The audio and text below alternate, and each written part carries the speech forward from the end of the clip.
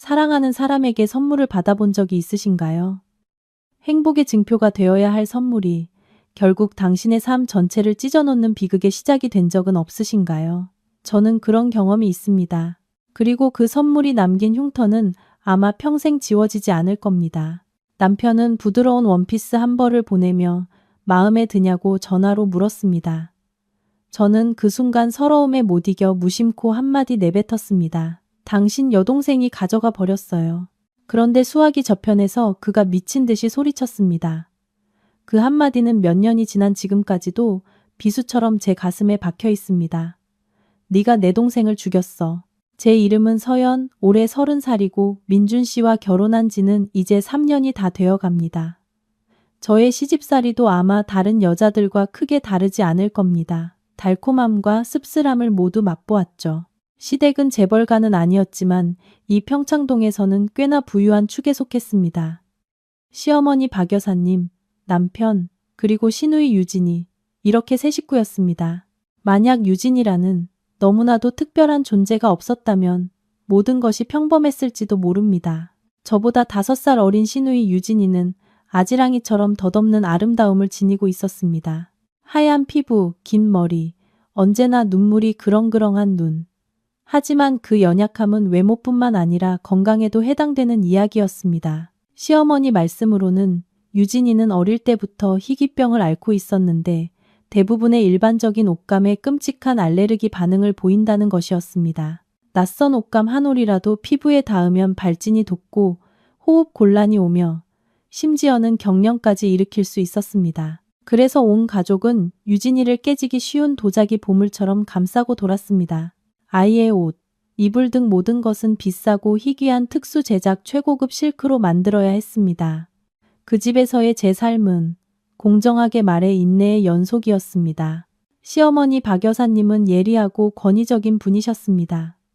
딸에 대한 사랑이 너무나 맹목적이어서 집안의 가장 좋은 것은 모두 유진이의 몫이었습니다. 반면 갓 들어온 며느리인 저는 그저 이 가족을 위해 봉사하러 온 외부인에 불과한 듯 했습니다. 제가 한 음식은 입맛에 맞지 않았고 제가 한 청소는 마음에 들 만큼 깨끗하지 않았습니다. 심지어 제 숨소리마저도 거슬려 하시는 것 같았습니다. 서연아, 살살 걸어라. 유진이 놀란다. 서연아, 조용히 말해. 유진이 쉬고 있잖니. 이런 말들은 제 삶에 반복되는 후렴구가 되었습니다. 남편 민준 씨는 전혀 다른 사람이었습니다. 그는 온화하고 말이 부드러웠으며 항상 제게 잘해주었습니다. 제가 어머니께 혼날 때마다 그는 조용히 방으로 들어와 제 손을 잡고 위로해 주었습니다. 여보, 화내지 마. 엄마는 그냥 유진이가 너무 걱정돼서 그래. 조금만 참아줘, 응? 그는 마치 푹신한 쿠션 같아서 시어머니로부터 오는 충격을 완화시켜 주었습니다. 하지만 저는 그가 단지 쿠션일 뿐. 결코 튼튼한 방패는 되어주지 못한다는 것을 점차 깨닫게 되었습니다. 그는 제 슬픔을 달랠 수는 있었지만 어머니와 여동생 앞에서 저를 보호하기 위해 나서준 적은 단 한 번도 없었습니다. 저에 대한 그의 사랑은 진심이었지만 유진이에 대한 그의 사랑과 보호는 그보다 몇 배는 더 컸습니다. 그리고 운명의 그날이 찾아왔습니다. 그날은 우리의 결혼 2주년 기념일이었습니다. 민준 씨는 멀리 출장을 가 있었습니다. 저는 그가 잊었을 거라 생각했습니다. 하지만 오후에 택배기사 한 분이 아주 예쁜 선물 상자를 가져다 주었습니다. 상자를 열자 심장이 빚는 듯 했습니다. 안에는 부드럽고 시원한 옥색 실크 원피스가 들어 있었습니다. 디자인은 단순했지만 지극히 우아했습니다. 저는 이것이 온 가족이 유진이를 위해 늘 사용하던 그 비싼 실크라는 것을 알았습니다. 결혼 후 민준 씨가 제게 이렇게 가치 있고 섬세한 선물을 준 것은 처음이었습니다. 저는 원피스를 가슴에 품었고 행복감이 온몸으로 퍼져나갔습니다. 아마 그는 기억하고 있었던 겁니다. 아마 그의 마음속에 제 자리가 여전히 중요했던 겁니다. 저는 기쁘게 원피스를 방으로 가져가 거울 앞에서 입어보았습니다. 원피스는 마치 저를 위해 만들어진 옷 같았습니다. 제 피부와 몸매를 완벽하게 돋보이게 해주었습니다. 언젠가 그와 함께 이 옷을 입고 낭만적인 곳에 갈 수 있을 거라 생각했습니다. 하지만 제가 틀렸습니다. 제가 막 방에서 나왔을 때 유진이도 위층에서 내려오고 있었습니다. 아이는 제 몸에 걸린 원피스를 보더니 눈이 이상할 정도로 환하게 빛났습니다. 아무 말 없이 다가와 가늘고 앙상한 손을 들어 원피스 자락을 가볍게 만졌습니다. 바로 그때 시어머니가 부엌에서 나왔습니다. 그 광경을 본 어머니의 얼굴이 즉시 굳어졌습니다. 그녀는 빠르게 다가와 유진이의 손을 잡아 끌고는 제게 쏘아 붙였습니다. 서연아, 누가 너더러 이 옷을 입으라고 했니? 유진이가 좋아하는 거 안 보여? 어쩜 그렇게 눈치가 없니? 제가 어안이 벙벙해 해명할 틈도 없이 어머니는 제게서 원피스를 빼앗아 유진이의 품에 안겨주었습니다. 우리 딸 마음에 들면 그냥 가져서 입어. 내 올케는 예쁜 옷 많으니까 이거 하나 없어도 괜찮아. 저는 거실 한가운데서 얼어붙은 채 서 있었습니다. 마치 차디찬 물벼락을 맞은 기분이었습니다. 그 원피스는 남편이 제게 준 선물, 우리만의 기념일 선물이었습니다. 그런데 시어머니의 눈에는 그저 딸을 기쁘게 하기 위해 마음대로 빼앗아 줄 수 있는 물건에 불과했던 것입니다. 유진이는 원피스를 끌어안고 얼굴에 미안한 기색이 스쳤지만 이내 조용히 방으로 올라가 버렸습니다. 저와 숨막히는 서러움만이 남았습니다. 그날 밤 저는 방에 들어가 밥을 넘길 수가 없었습니다. 빈 상자를 바라보며 혼자 앉아 있는데 눈물이 하염없이 흘러내렸습니다. 바로 그때 민준 씨에게서 전화가 왔습니다. 수학이 넘어 그의 목소리는 유난히 부드럽고 따뜻했습니다. 여보, 자기야, 내 선물 받았어? 그의 목소리를 듣자 제 안에 모든 서름이 터져 나왔습니다.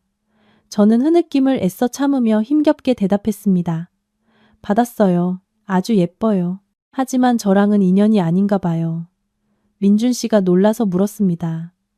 왜 그래? 마음에 안 들어? 저는 깊이 생각하지 않고 그저 느끼는 그대로 투덜거렸습니다. 아내가 부리는 약간의 애교 섞인 투정이었습니다. 당신 동생이 보자마자 뺏어갔어요. 어머니도 그냥 주라고 하셨고요. 제가 어떻게 거역하겠어요? 저는 그가 언제나처럼 저를 위로해주고 달콤한 말로 저를 달래줄 거라 생각했습니다. 하지만 아니었습니다. 수화기 저편에서 몇 초간 이어진 침묵이 저를 불안하게 만들었습니다. 그러다 갑자기 그가 소리쳤습니다. 미친 듯한 분노와 경악에 가득 찬 외침이었습니다. 그의 목소리는 더 이상 제가 알던 온화한 남편의 것이 아니었습니다. 상처 입은 짐승의 울부짖음으로 변해 있었습니다. 뭐라고? 유진이가 그걸 가져갔다고? 네가 내 동생을 죽였어. 그 외침은 청천벽력 같았습니다. 저는 망연자실했고 귀가 먹먹해졌습니다. 휴대전화가 손에서 떨어져 바닥에 부딪히며 둔탁한 소리를 냈습니다. 제 세상이 그 순간 무너져 내렸습니다. 죽였다니? 내가 뭘 어쨌다고? 고작 원피스 하나 때문에? 왜 그가 그렇게 끔찍한 말을 하는 걸까요? 그 원피스 뒤에, 그의 가족 뒤에 숨겨진 비밀은 대체 무엇일까요? 만약 제 남편의 말 뒤에 숨겨진 끔찍한 진실을 알고 싶으시다면, 이 가족이 수년간 숨겨온 충격적인 비밀을 파헤치고 싶으시다면 황혼의 속삭임 채널을 구독하시고 좋아요를 누른 후 아래에 댓글을 남겨주세요. 이야기의 입으로 바로 돌아오겠습니다. 민준 씨의 전화 너머 외침은 단순한 소리가 아니었습니다. 그것은 형태가 있는 물체, 보이지 않는 거대한 망치가 되어 제 정신을 강타했습니다. 저는 비틀거리며 제대로 서 있을 수가 없었고 머릿속은 이름 모를 혼돈으로 가득 찼습니다. 죽였다니, 내가 누구를 죽였다는 말인가? 고작 원피스 하나 때문에 나는 남편의 입에서 살인자가 되어버린 걸까? 정신을 차리기도 전에 차가운 바닥에 나뒹구는 휴대전화를 집어들기도 전에 대문 밖에서 끼익 하는 날카로운 급정거 소리가 고요한 밤을 찢었습니다. 철문이 거칠게 밀쳐지며 섬뜩한 굉음을 냈습니다. 그리고 들려온 발소리. 서두르는 발소리가 아니라 죽기 살기로 달리는 소리였습니다. 구두굽이 벽돌 바닥을 내리치는 소리가 마치 전쟁터의 북소리처럼 요란하게 울렸습니다. 무슨 일인지 파악하기도 전에 한 그림자가 폭풍처럼 집 안으로 뛰어들었습니다. 민준 씨였습니다. 하지만 제가 알던 민준 씨가 아니었습니다. 머리는 헝클어져 있었고 말끔하던 셔츠는 구겨져 있었습니다. 그리고 그의 눈. 세상에. 그의 눈은 핏발이서 시뻘겋게 충혈되어 마치 광란에 빠진 야수 같았습니다. 제가 바로 앞에 서 있었지만 그는 저를 쳐다보지도 않았습니다. 그의 시선은 거실을 한번 훑더니 곧장 유진이의 방이 있는 위층으로 향했습니다. 그는 저를 옆으로 밀쳤습니다. 조금도 사정을 봐주지 않은 그 힘에 저는 비틀거리며 넘어질 뻔했습니다. 저는 경악하며 무거운 발걸음을 옮겨 그를 따라갔습니다. 유진이의 방에서는 이미 시어머니의 애절한 통곡 소리가 새어나오고 있었습니다. 유진아, 내 딸아, 왜 이 꼴이 된 거야? 정신 좀 차려보렴 아가. 제가 막 방문 앞에 도착했을 때 눈앞에 펼쳐진 끔찍한 광경에 저는 그 자리에서 얼어붙었습니다. 연약한 시누이 유진이가 바닥에 몸을 웅크린 채 쓰러져 있었고 그 옆에는 구겨진 옥색 원피스가 나뒹굴고 있었습니다. 아이의 온몸은 경련을 일으키듯 떨렸고 두 눈은 초점 없이 뒤집혀 있었으며 입가에서는 하얀 거품이 흘러나오고 있었습니다. 시어머니는 그 옆에 무릎을 꿇고 앉아 두 손으로 바닥을 쿵쿵 내리치며 미친 듯이 딸을 흔들어 깨우고 있었습니다. 그녀의 얼굴은 걷잡을 수 없는 분노와 뒤섞인 눈물로 범벅이 되어 있었습니다. 문가에 어른거리는 저를 보자마자 박 여사님은 원수를 만난 맹수처럼 변했습니다. 그녀는 벌떡 일어나 제게 달려들었습니다. 그 눈은 증오의 불길로 이글거렸습니다. 이 재수없는 것. 네가 내 딸을 해쳤어. 너 이 집에 내 딸 죽이러 들어왔지, 그렇지? 그녀가 소리치며 손을 들어 저를 때리려 했지만 민준 씨가 간신히 막아섰습니다. 그가 저를 보호하기 위해 막은 것이 아니라 어머니를 말리기 위해서였습니다. 엄마 진정하세요. 구급차부터 불러야 해요. 빨리 유진이 병원으로 데려가야 한다고요. 저는 그 자리에 발이 묶인 듯 서 있었습니다. 머릿속은 텅 비어 아무 생각도 할 수 없었습니다. 대체 무슨 끔찍한 일이 벌어지고 있는 걸까? 왜 유진이가 저 지경이 되었을까? 원피스? 그래, 전부 그 원피스 때문이야. 하지만 원피스 하나가 무슨 죄가 있단 말인가. 그것은 독약도 아니고 칼도 아니었다. 내가 뭘 잘못한 거지? 나는 그저 남편이 보내준 선물을 받았을 뿐인데 혼란 속에서 민준 씨가 경련을 일으키는 유진이를 번쩍 들어 올렸습니다. 아이의 몸은 그의 팔 안에서 힘없이 축 늘어져 있었습니다. 박 여사님은 허둥지둥 뒤따라가며 입으로는 온갖 악독한 말로 저를 저주했습니다. 독사 같은 년, 여우 같은 년, 당장 내 집에서 나가. 우리 집안이 복이 없어서 너 같은 걸 들였지. 민준 씨가 저를 스쳐 지나갈 때 그는 잠시 멈춰 섰습니다. 그가 저를 보았지만 그 눈빛에는 어제의 다정함이라고는 조금도 남아있지 않았습니다. 차갑고 낯설고 증오로 가득 차 있었습니다. 마치 철천지 원수를 보는 듯한 눈빛이었습니다. 그는 이를 악물고 한 글자 한 글자 제 심장을 찌르는 비수처럼 내뱉었습니다. 거기서 뭐해? 당장 내 눈앞에서 사라져. 저는 뒤로 물러서다 문틀에 세게 부딪혔습니다. 저는 그들을 바라보았습니다. 딸 때문에 미쳐가는 어머니, 동생 때문에 공황에 빠진 오빠. 그들은 서둘러 유진이를 차에 태우고 밤속으로 사라졌습니다. 텅 빈 거대한 집에 저 혼자 남겨졌습니다. 집은 순식간에 무서울 정도로 고요해졌습니다. 폭풍이 지나간 뒤의 정적은 울부짖음보다 더 섬뜩했습니다. 저는 떨면서 유진이의 방으로 들어갔습니다. 방은 마치 격투라도 벌어진 듯 어질러져 있었습니다. 텅 빈 선물 상자가 방 한가운데 덩그러니 놓여 있었고 그 운명의 옥색 원피스는 차가운 바닥에 구겨진 채 버려져 있었습니다. 저는 천천히 주저앉아 떨리는 손으로 그것을 집어들었습니다. 여전히 부드럽고 시원한 실크, 여전히 가을 호수처럼 맑은 옥색.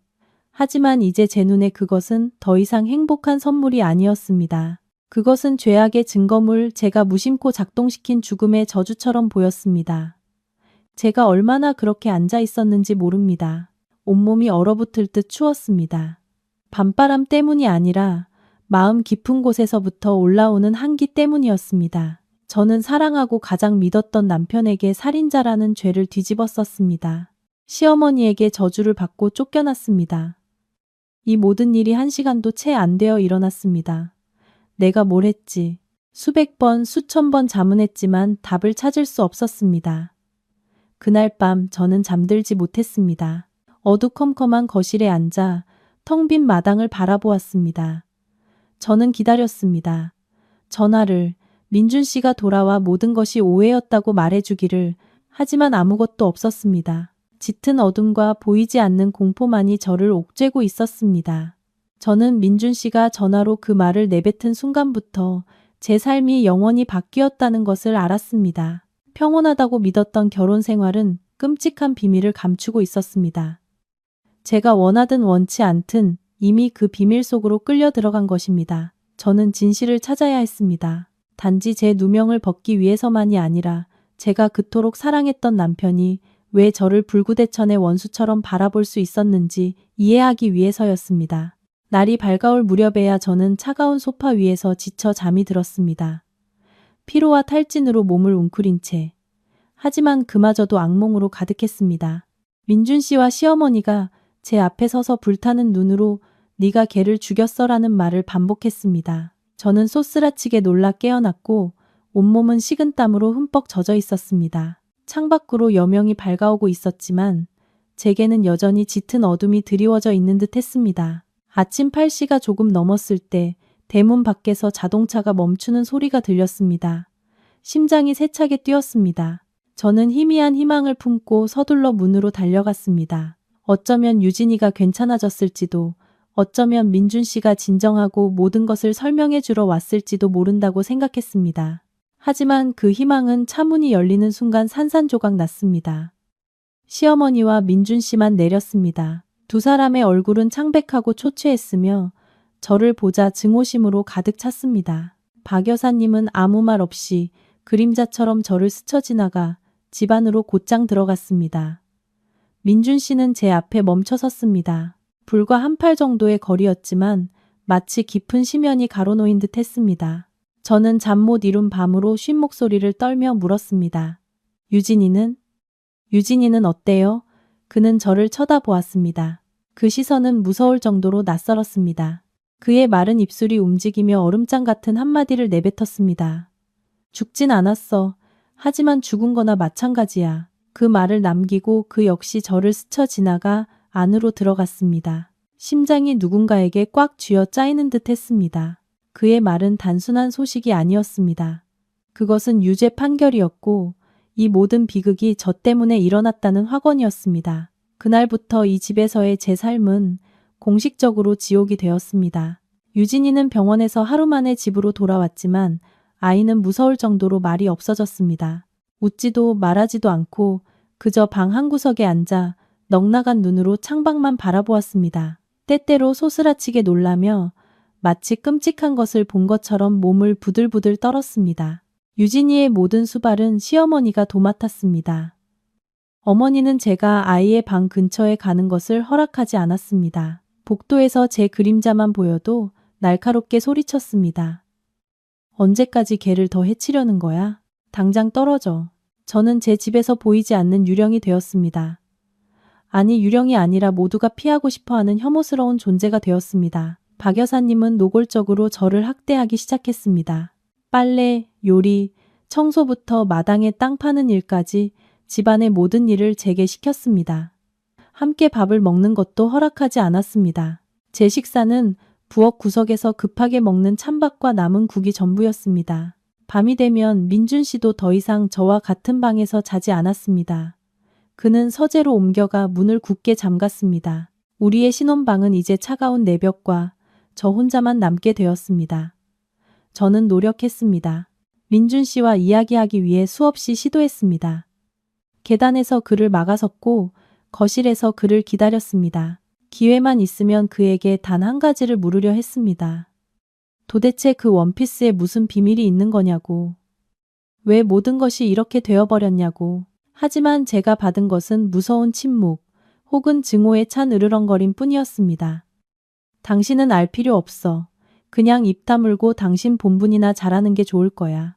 유진이한테 무슨 일이라도 생기면 난 절대로 당신 용서 안 해. 본분. 이제 저의 본분은 무엇일까? 무급 가정부. 발언권 없는 죄인? 제 눈물은 이미 말라버렸습니다. 고된 노동으로 인한 육체적 고통보다 사랑했던 남편에게 원수 취급을 당하는 정신적 고통이 저를 더 무너뜨렸습니다. 집 전체가 암울한 분위기에 휩싸였습니다. 시어머니와 민준 씨는 마치 암묵적으로 합의한 듯 유진이의 병과 원피스에 대한 비밀을 절대 금기 구역으로 만들었습니다. 제가 그 이야기를 꺼내려 할 때마다 그들은 화제를 돌리거나 악독한 말로 싹을 잘라버렸습니다. 제 삶은 그렇게 고문과 울분 속에서 흘러갔습니다. 저는 야위어갔고 잠 못 이루는 밤과 걱정으로 눈 밑은 시커멓게 변했습니다. 가끔 거울을 보면 제 자신을 알아볼 수 없었습니다. 거울 속 여자는 초점 없는 눈에 피곤함과 고통의 흔적인 잔주름이 깊게 새겨져 있었습니다. 하지만 벼랑 끝에 몰린 사람은 생존 본능이 되살아나는 법입니다. 저는 이 침묵 속에서 서서히 죽어갈 수 없었습니다. 부당하게 죄인으로 낙인 찍히는 것을 받아들일 수 없었습니다. 저는 아무 잘못도 하지 않았습니다. 그들의 침묵, 유진이를 향한 비정상적인 감싸기는 그 뒤에 끔찍한 비밀, 그들이 어떻게든 묻어버리려는 비밀이 있다는 것을 보여줄 뿐이었습니다. 그리고 저는 그 비밀의 희생양이었습니다. 어느 날 오후 거실을 청소하다가 시어머니가 검은색 작은 종이 가방을 들고 몰래 유진이의 방으로 들어가는 것을 우연히 보았습니다. 그녀는 주위를 살피며 극도로 긴장한 표정이었습니다. 방에서 나왔을 때 그녀의 손에는 더 이상 그 가방이 없었습니다. 무언가 잘못되었다는 직감이 들었습니다. 어머니가 사라지기를 기다렸다가 저는 조심스럽게 유진이의 방으로 다가갔습니다. 아이의 방문은 언제나 굳게 잠겨 있었습니다. 하지만 오늘은 아마 서두르느라 어머니가 문을 완전히 잠그지 않고 살짝 닫아만 둔 것 같았습니다. 안을 들여다볼 수 있을 만큼 작은 틈이 있었습니다. 그리고 그 좁은 틈으로 본 광경은 제 몸에 피를 얼어붙게 만들었습니다. 그곳은 평범한 환자의 방이 아니었습니다. 그곳은 더 교묘하게 위장된 감옥과도 같았습니다. 유진이의 방문 틈으로 들여다본 순간 제 몸에 피가 얼어붙는 것 같았습니다. 그것은 단순한 공포가 아니라 극도의 혼란이었습니다. 아이의 방. 이전에는 그저 특별한 보살핌을 받는 공간이라고만 생각했던 곳이 이제는 완전히 다른 얼굴을 드러냈습니다. 창문은 평범한 유리가 아니라 벽 색깔과 비슷한 흰색으로 칠해진 얇은 쇠창살이 덧대어져 있었습니다. 자세히 보지 않으면 알아챌 수 없을 정도였습니다. 책상 위, 시어머니가 매일같이 꽂아두는 싱싱한 꽃병 옆에는 책들이 가지런히 쌓여 있었습니다. 하지만 모두 낡은 고등학교 교과서였고 소설책이나 잡지는 단 한 권도 없었습니다. 그리고 저를 가장 소름 돋게 한 것은 유진이의 침대였습니다. 그것은 평범한 나무 침대가 아니라 양쪽에 난간이 있는 병원용 철제 침대였습니다. 25살의 아가씨가 왜 자기 집에서 그런 침대에서 자야만 하는 걸까요? 왜 창문에는 쇠창살이 있어야 할까요?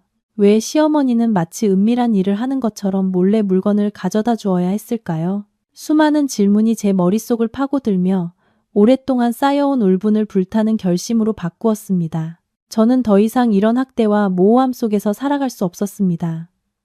무슨 수를 써서라도 진실을 밝혀내야 했습니다. 그날 이후 저는 더 이상 침묵하며 견디기만 하는 며느리가 아니었습니다. 저는 관찰하고 귀 기울이고 이 집의 모든 비정상적인 세부 사항을 기억하기 시작했습니다. 마당에서 묵묵히 일하는 척했지만 제 귀는 항상 집안의 모든 움직임을 포착하려 곤두서 있었습니다. 저는 매일 오후 5시 정각이 되면 시어머니가 직접 한약을 다리는 것을 발견했습니다. 약 냄새는 매우 진하고 독특하게 톡 쏘는 향이 났습니다. 그녀는 절대 제가 손대지 못하게 했고 무슨 약인지도 말해주지 않은 채 조용히 유진이에게 가져다 주었습니다.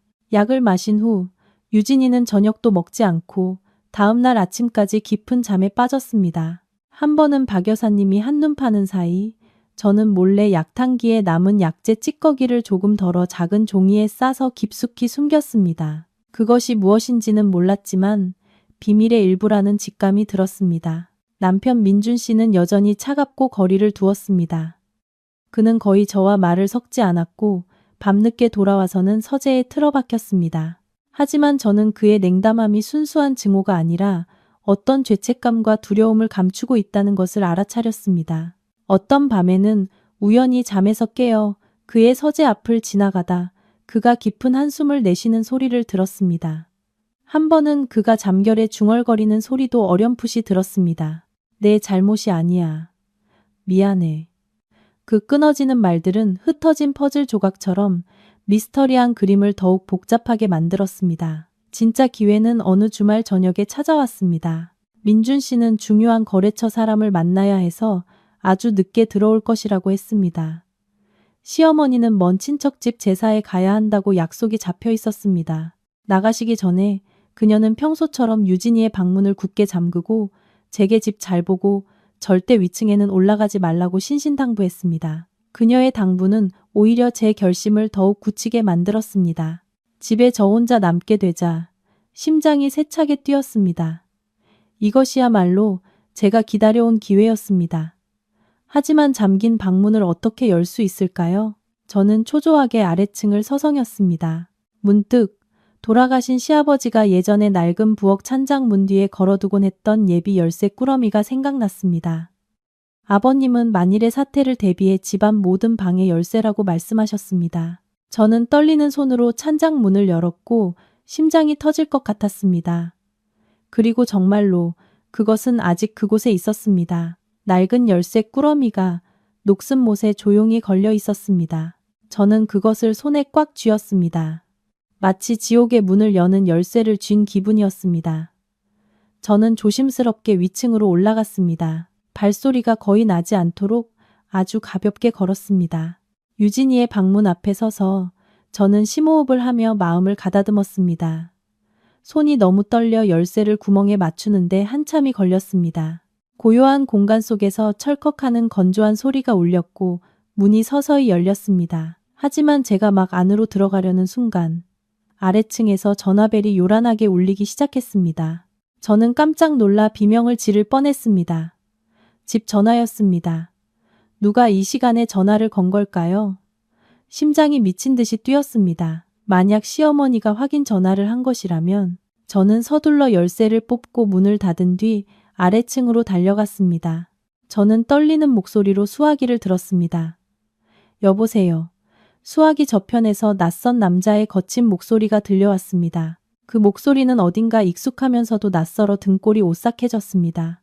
그는 제가 누구인지 묻지 않고 단 한마디 의미심장하고 위협적인 말을 던졌습니다. 알아서는 안 될 것을 알려 하지 마시오. 과거의 징벌은 아무나 감당할 수 있는 게 아니니. 그 말을 끝으로 그는 전화를 끊었습니다. 저는 수화기를 귀에 댄 채 얼어붙었습니다. 과거의 징벌. 그 말이 이 가족의 비밀과 무슨 관련이 있는 걸까요? 그 남자는 누구일까요? 왜 그는 제가 진실을 파헤치려 한다는 것을 알고 있을까요? 수많은 질문이 저를 에워쌌고 제가 파헤치려 하는 비밀이 생각보다 훨씬 더 깊고 위험하다는 것을 깨달았습니다. 의문의 전화는 끝났지만 낯선 남자의 말은 차갑고 불길하게 귓가에 계속 맴돌았습니다. 과거의 징벌. 그 말은 마치 보이지 않는 벽처럼 제 앞길을 막는 경고 같았습니다. 하지만 이상하게도 그 말은 저를 주저하게 만들기는커녕 오히려 그 어느 때보다 강렬한 호기심을 불태웠습니다. 분명 이 가족 외에 누군가가 그 비밀을 알고 있고 그는 제가 끼어드는 것을 원치 않았습니다. 그것은 이 사건이 단순한 가족 비극이 아니라는 것을 더욱 확실하게 보여주었습니다. 저는 집 한가운데서 한참을 꼼짝 않고 서서 미친 듯이 뛰는 심장을 진정시키려 애썼습니다. 두려움은 여전했지만 진실을 찾아 제 자신을 구해야 한다는 생각이 모든 것을 압도했습니다. 더 이상 이 비극적인 연극의 꼭두각시처럼 살 수는 없었습니다. 저는 한치의 망설임도 없이 몸을 돌려 다시 위층으로 향했습니다. 이번에는 더 이상 떨리지 않았습니다. 대신 차가울 정도의 결단력이 솟아났습니다. 저는 다시 낡은 열쇠를 자물쇠에 꽂았고 유진이의 방문이 다시 한번 열렸습니다. 시어머니가 늘 피우던 은은한 라벤더 향과는 전혀 다른 퀴퀴하고 답답한 공기가 제 얼굴에 와 닿았습니다. 방은 비현실적일 정도로 깔끔했습니다. 모든 것이 세심하게 정돈되어 있어 젊은 아가씨가 사는 생명의 흔적이라고는 찾아볼 수 없었습니다. 사는 곳이라기보다는 박물관에 전시된 방 같았습니다. 제 시선은 방 전체를 훑었습니다. 병원용 철제 침대, 창문에 하얀 쇠창살, 낡은 교과서 더미. 모든 것이 비정상적인 분위기를 풍겼습니다. 저는 최대한 조심스럽게 방을 뒤지기 시작했습니다. 옷장을 열어보니 안에는 몇 벌의 실크 잠옷과 실내복만 들어있었습니다. 모두 단조로운 디자인의 무채색이었고 한창 꽃다운 나이의 아가씨에게 어울릴 만한 원피스나 옷은 단 한 벌도 없었습니다. 책상 서랍을 확인했습니다. 몇 자루의 펜과 한 글자도 쓰이지 않은 새하얀 공책 몇 권만 있었습니다. 일기장도 편지도 유진이의 사적인 삶을 보여줄 만한 것은 아무것도 없었습니다. 마치 보이지 않는 손이 아이의 존재 흔적을 의도적으로 지워버리고 완벽한 껍데기만 남겨둔 것 같았습니다. 저는 거의 절망했습니다. 아마 그들이 모든 것을 너무나 철저히 숨겨놓았을 겁니다. 저는 시어머니가 돌아오기 전에 포기하고 나가려 했습니다. 하지만 제 시선이 우연히 침대 밑으로 향했을 때 저는 멈칫했습니다. 철제 침대 깊숙한 어두운 구석에 얇은 먼지가 덮인 직사각형 모양의 물체가 있었습니다. 심장이 더 빨리 뛰기 시작했습니다. 저는 무릎을 꿇고 안으로 손을 뻗었습니다. 제 손가락 끝에 차갑고 거친 나무 표면이 닿았습니다. 그것은 그다지 크지 않은 낡은 나무 상자였습니다. 세월의 흔적으로 바랜 소박한 꽃무늬가 새겨져 있었습니다. 상자는 잠겨 있지 않았고 녹슨 작은 뱃새 걸쇠로만 닫혀 있었습니다. 저는 숨을 죽이고 천천히 그것을 빛이 있는 곳으로 끌어냈습니다. 상자 뚜껑을 열 때 제 손이 떨렸습니다. 안에는 약이나 값비싼 보석이 들어있지 않았습니다. 그 안에는 온갖 잡동사니 무의미해 보이는 물건들이 가득했습니다.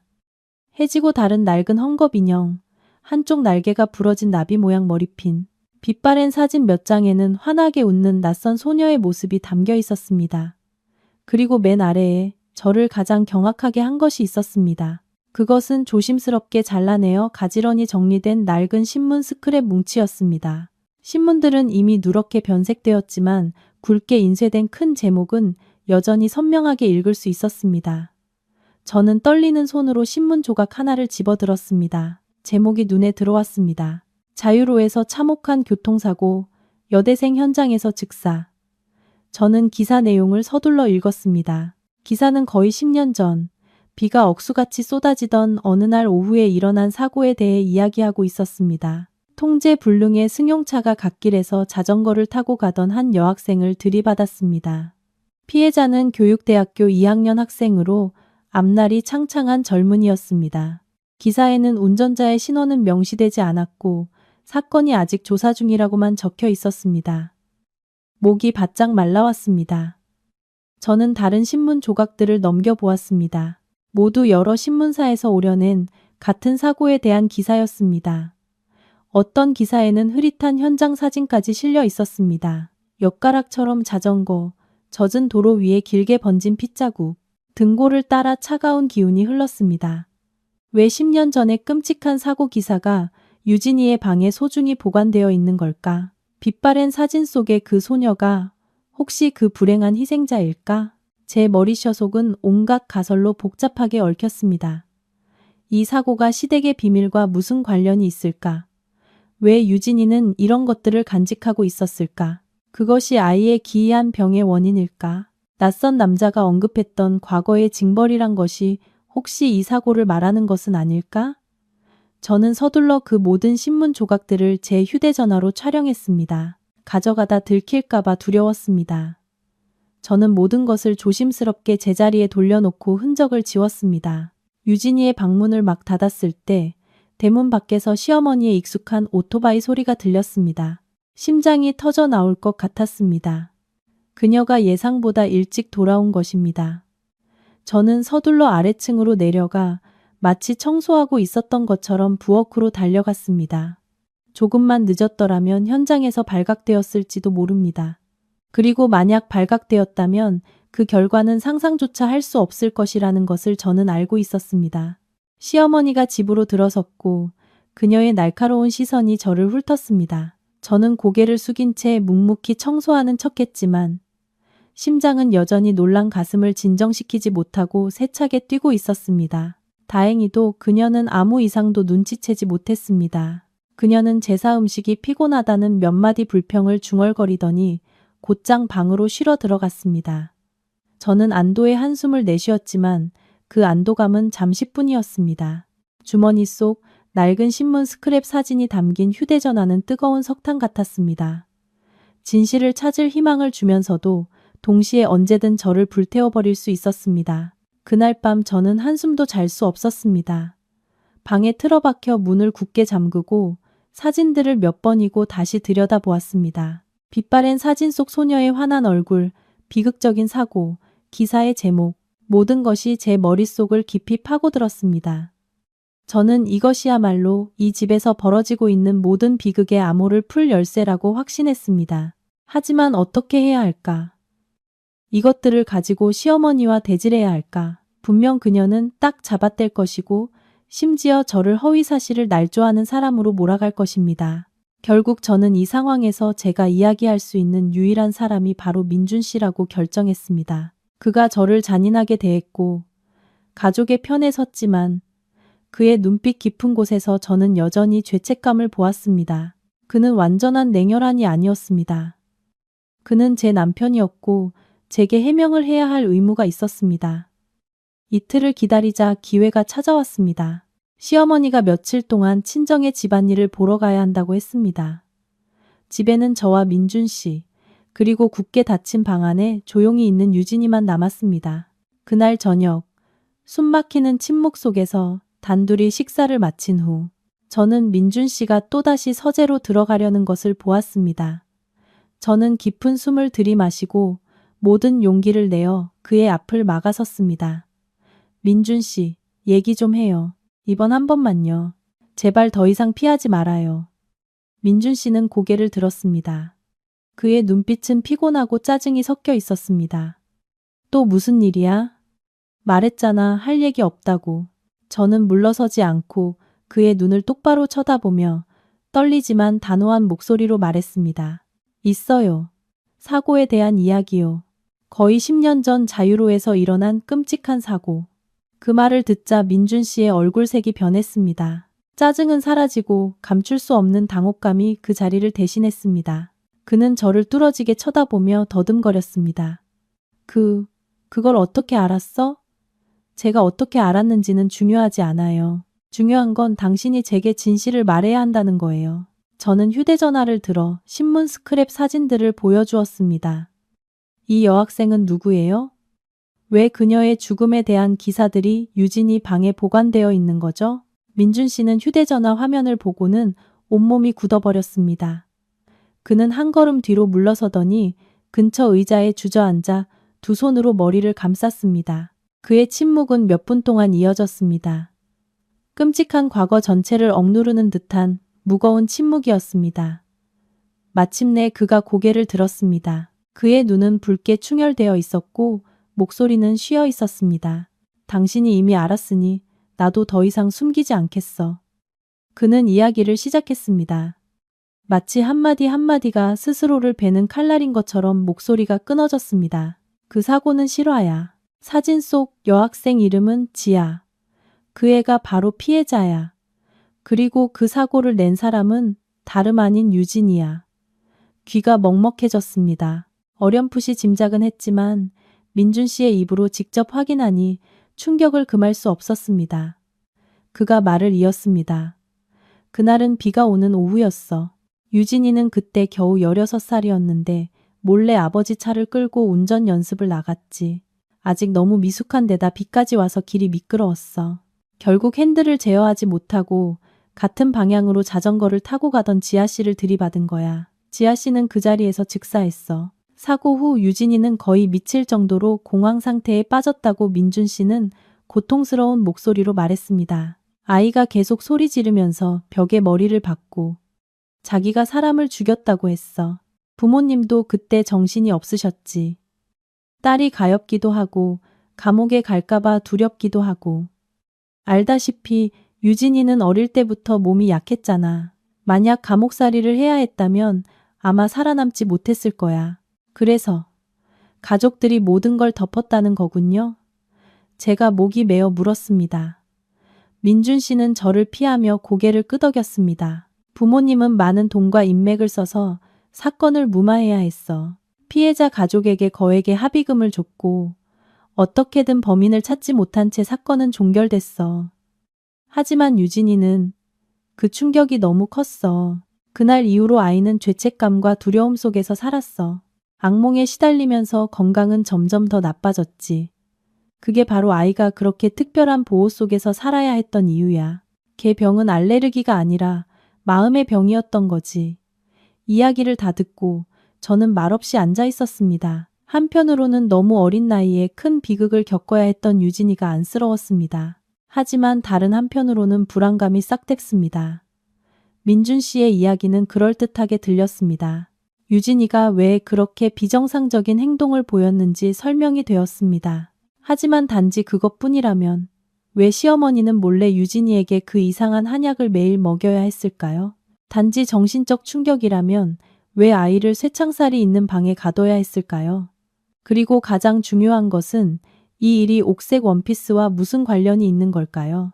왜 원피스 하나가 유진이를 거의 죽을 뻔할 정도로 심하게 아프게 만들고 민준 씨가 제가 동생을 죽였다고 소리치게 만들었을까요? 저는 민준 씨를 바라보았습니다. 이제 그의 눈빛에는 처음의 두려움 대신 분석적인 탐색이 서려 있었습니다. 저는 그가 방금 한 이야기가 전부가 아니라는 것을, 그것은 거대한 빙산의 일각에 불과하다는 것을 알았습니다. 저는 숨을 고르고 최대한 차분한 목소리를 유지하려 애썼습니다. 그럼 원피스는요? 그 옥색 원피스는 대체 뭐예요? 왜 그게 유진이를 그렇게 만든 거죠? 민준 씨는 한참 동안 침묵했습니다. 그는 이미 헝클어진 머리를 손으로 쥐어뜯었고 그의 얼굴에는 극심한 고통이 새겨져 있었습니다. 이 이야기를 다시 꺼내는 것 자체가 그에게는 고문인 듯 했습니다. 마침내 그가 쉬고 먼 곳을 응시하는 듯한 목소리로 말했습니다. 마치 고통스러운 기억의 저편에서 들려오는 소리 같았습니다. 왜냐하면 사고가 나던 날 지아라는 그 여학생도 똑같은 옷을 입고 있었거든. 온몸이 얼어붙었습니다. 소름 끼치는 우연의 일치였습니다. 저는 그 장면을 상상할 수 있었습니다. 비가 억수같이 쏟아지던 오후, 옥색 원피스를 입은 젊은 여학생이 갓길에서 자전거를 타고 가고 있었고, 그리고 한 대의 차가 돌진했습니다. 모든 것이 끔찍했습니다. 민준 씨는 목소리를 떨며 말을 이었습니다. 마치 그 자신도 그 끔찍한 순간을 다시 겪고 있는 듯 했습니다. 지아 씨가 죽은 후에 그 가족들이 우리 집에 와서 난리를 쳤어. 단순한 사고라고 믿지 않았지. 합의금도 받지 않았어. 딸을 잃은 극심한 고통 속에서 지아 씨 어머니는 우리 집 대문 앞에서 저주를 퍼부었어. 자기 딸이 그 옥색 옷을 입고 억울하게 죽었으니 이 집 딸도 평생 그 옷에 대한 강박 속에서 살게 될 거라고. 그녀는 유진이가 비슷한 색깔과 디자인의 옷을 보거나 입을 때마다 자기 딸의 영혼이 돌아와 목숨을 거두어 갈 것이고 비극이 다시 한번 반복될 것이라고 저주했어. 아이는 평생 두려움과 죄책감 속에서 살아야 할 거라고. 저는 숨을 죽이고 들었습니다. 저주. 자식을 잃은 어머니의 입에서 나온 저주. 미신처럼 들릴 수도 있지만 당시 공황과 죄책감에 시달리던 어린 소녀 유진이에게는 그것은 머리 위에 매달린 사형 선고나 다름없었을 겁니다. 처음에는 부모님도 믿지 않으셨어. 민준 씨가 한숨을 쉬었습니다. 그저 화가 나서 하는 말이라고 생각하셨지. 하지만 그러다 이상한 일들이 일어나기 시작했어. 한 번은 사정을 모르는 친척이 유진이에게 옥색 잠옷을 선물한 적이 있었어. 그날 밤 아이가 경련을 일으키고 비명을 지르면서 온몸이 피투성이가 된 지아 씨가 침대 발치에 서서 자기를 노려보고 있다고 말했어. 그때부터 온 가족이 정말로 두려워하기 시작했지. 옥색과 관련된 모든 것은 이 집에서 금기 사항이 되었어. 그리고 아이는 그 저주가 진짜라고 믿게 된 거야. 그 원피스는 아이에게 더 이상 옷이 아니라 죄와 죽음의 화신이 된 거지. 여기까지 듣고 저는 비로소 이해하기 시작했습니다. 유진이의 반응을.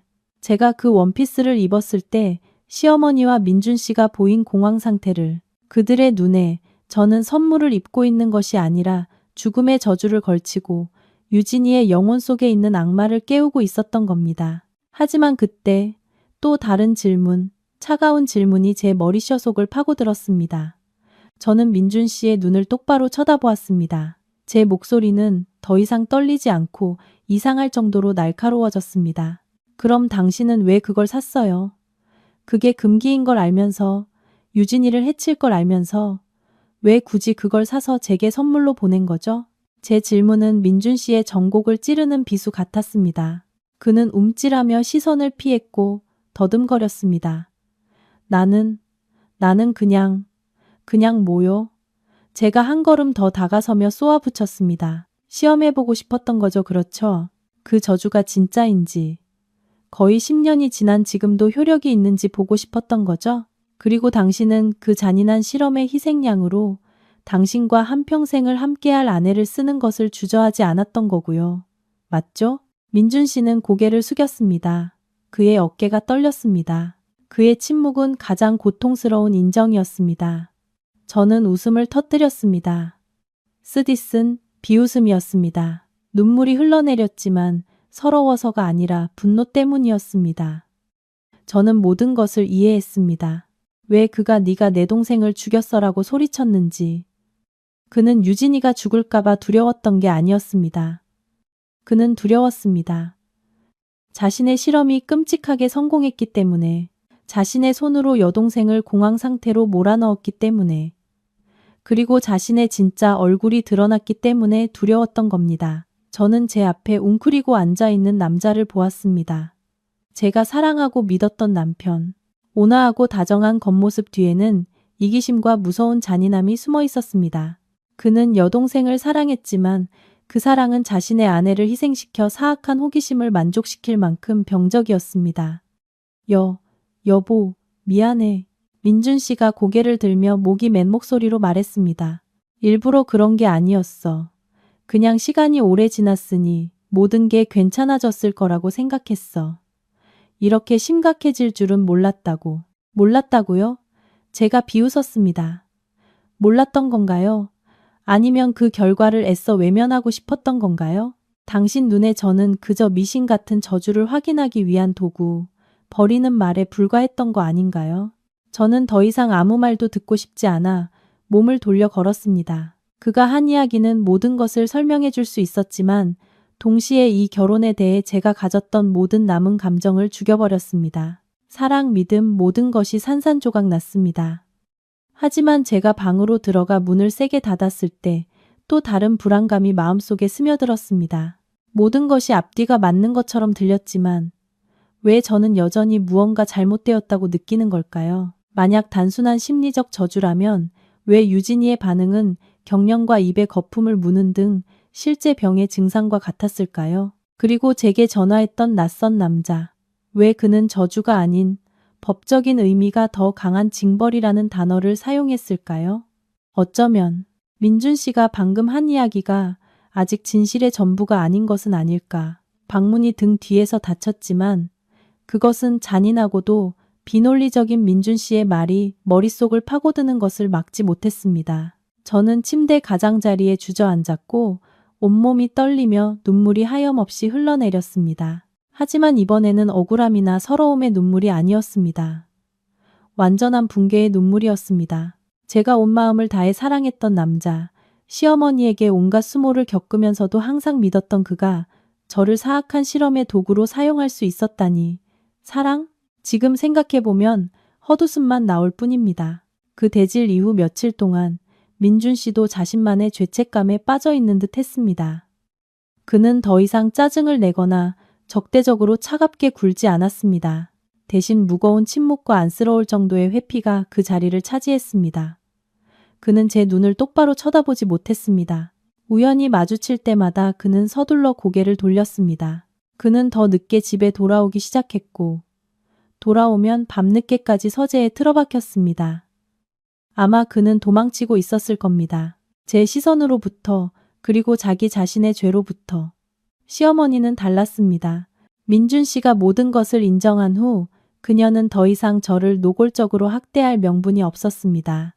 하지만 저에 대한 그녀의 증오는 다른 형태로 더 은밀하고 끈질기게 변했습니다. 그녀는 더 이상 욕을 하지는 않았지만 그녀가 하는 말 한마디 한마디에는 가시와 독이 서려 있었습니다. 채채채채, 며느리 팔자란. 별일 아닌 거 가지고 온 집안을 시끄럽게 만들어서 편할 날이 없게 하네. 혹은 이 집은 정말 복도 없지. 딸은 병들고 며느리는 사고만 치고. 그녀는 제가 근처에 있을 때 일부러 그런 말들을 했습니다. 마치 보이지 않는 바늘이 아직 피 흘리는 제 상처를 찌르는 것 같았습니다. 하지만 저는 더 이상 울지 않았습니다. 너무나 큰 고통은 제 마음을 무감각하게 만들었습니다. 대신 침묵과 고독 속에서 제 정신은 이상할 정도로 맑고 명료해졌습니다.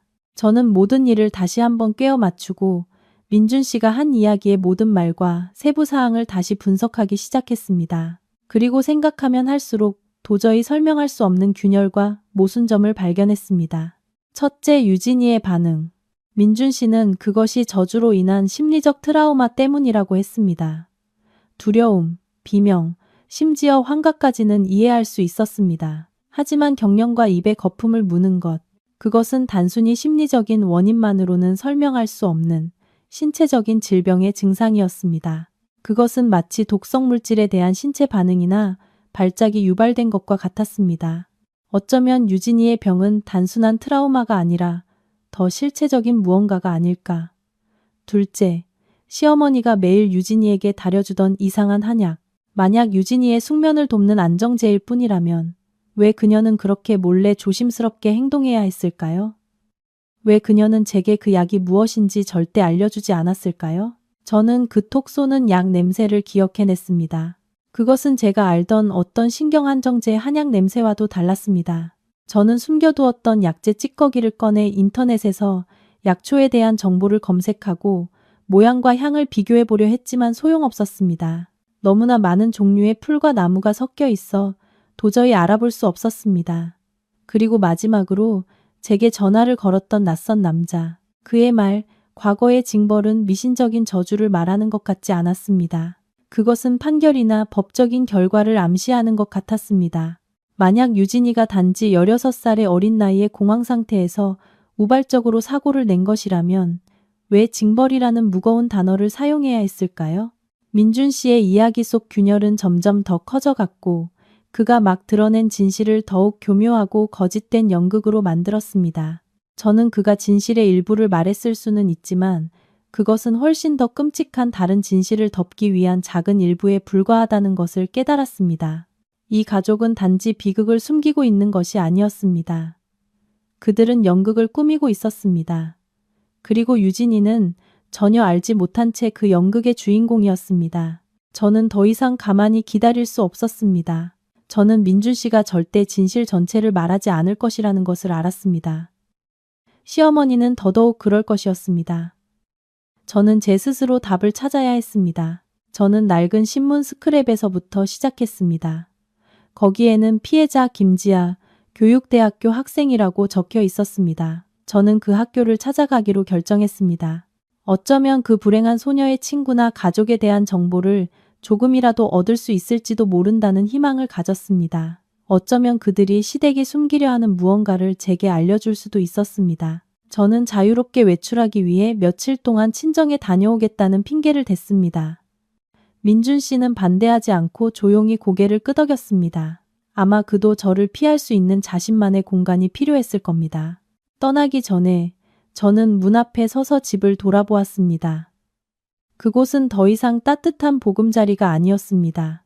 유진이뿐만 아니라 죄악의 비밀까지 가두고 있는 거대한 새장 같았습니다. 그리고 저는 아내이자 며느리였던 저는 이제 자신 앞에 무엇이 기다리고 있는지 모른 채 위험한 조사에 뛰어든 아마추어 탐정 같았습니다. 저는 단 한 가지만 알고 있었습니다. 마지막 거짓의 장막이 거칠 때까지 멈추지 않을 것이라는 것. 그 숨막히는 집을 떠나니 마치 감옥에서 풀려나 자유로운 공기를 마시는 기분이었습니다. 하지만 그 자유에는 무거운 불안감이 함께했습니다. 저는 친정으로 가지 않았습니다. 제 가족을 이 복잡한 문제에 끌어들이고 싶지 않았습니다. 대신 저는 도심 근처에 작고 소박한 원룸을 얻어 저만의 조사를 위한 근거지로 삼았습니다. 다음 날 아침, 저는 교육대학교를 찾아갔습니다. 10년은 너무나 긴 시간이었습니다. 모든 것이 많이 변해 있었습니다. 새로운 건물들, 젊은 학생들의 얼굴, 과거의 흔적이라고는 찾아볼 수 없었습니다. 저는 교정을 정처 없이 헤매며 길을 잃은 듯한 무력감을 느꼈습니다. 어디서부터 시작해야 할까? 저는 학생처를 찾아가 혹시 낡은 기록이라도 찾아볼 수 있을까 하는 희망을 가졌습니다. 저는 지아 씨의 오랜 동창인데 연락이 끊겨 가족에게 안부를 묻고 싶다는 거짓말을 했습니다. 젊은 여직원은 의심스러운 눈초리로 저를 보았지만 제 말에 간절함을 느꼈는지 도와주기로 했습니다. 먼지 쌓인 창고에서 한참을 뒤진 끝에 그녀는 누렇게 바랜 서류철 하나를 가져왔습니다. 김지아 학생 정보는 여기 있어요. 그런데 이 학생은 오래전에 사고로 사망했어요. 저는 감정을 억누르며 떨리는 목소리로 말했습니다. 알고 있어요. 혹시 가족 주소나 연락처를 알 수 있을까요? 여직원은 안타까운 표정으로 고개를 저었습니다. 죄송합니다. 규정상 학생의 개인정보는 알려드릴 수 없어요. 게다가 지아 학생이 사망한 후에 가족들도 이사를 가서 학교에서도 연락이 끊겼어요. 저는 거의 무너질 뻔했습니다. 제가 가진 유일한 단서가 이제 막다른 골목에 부딪힌 것입니다.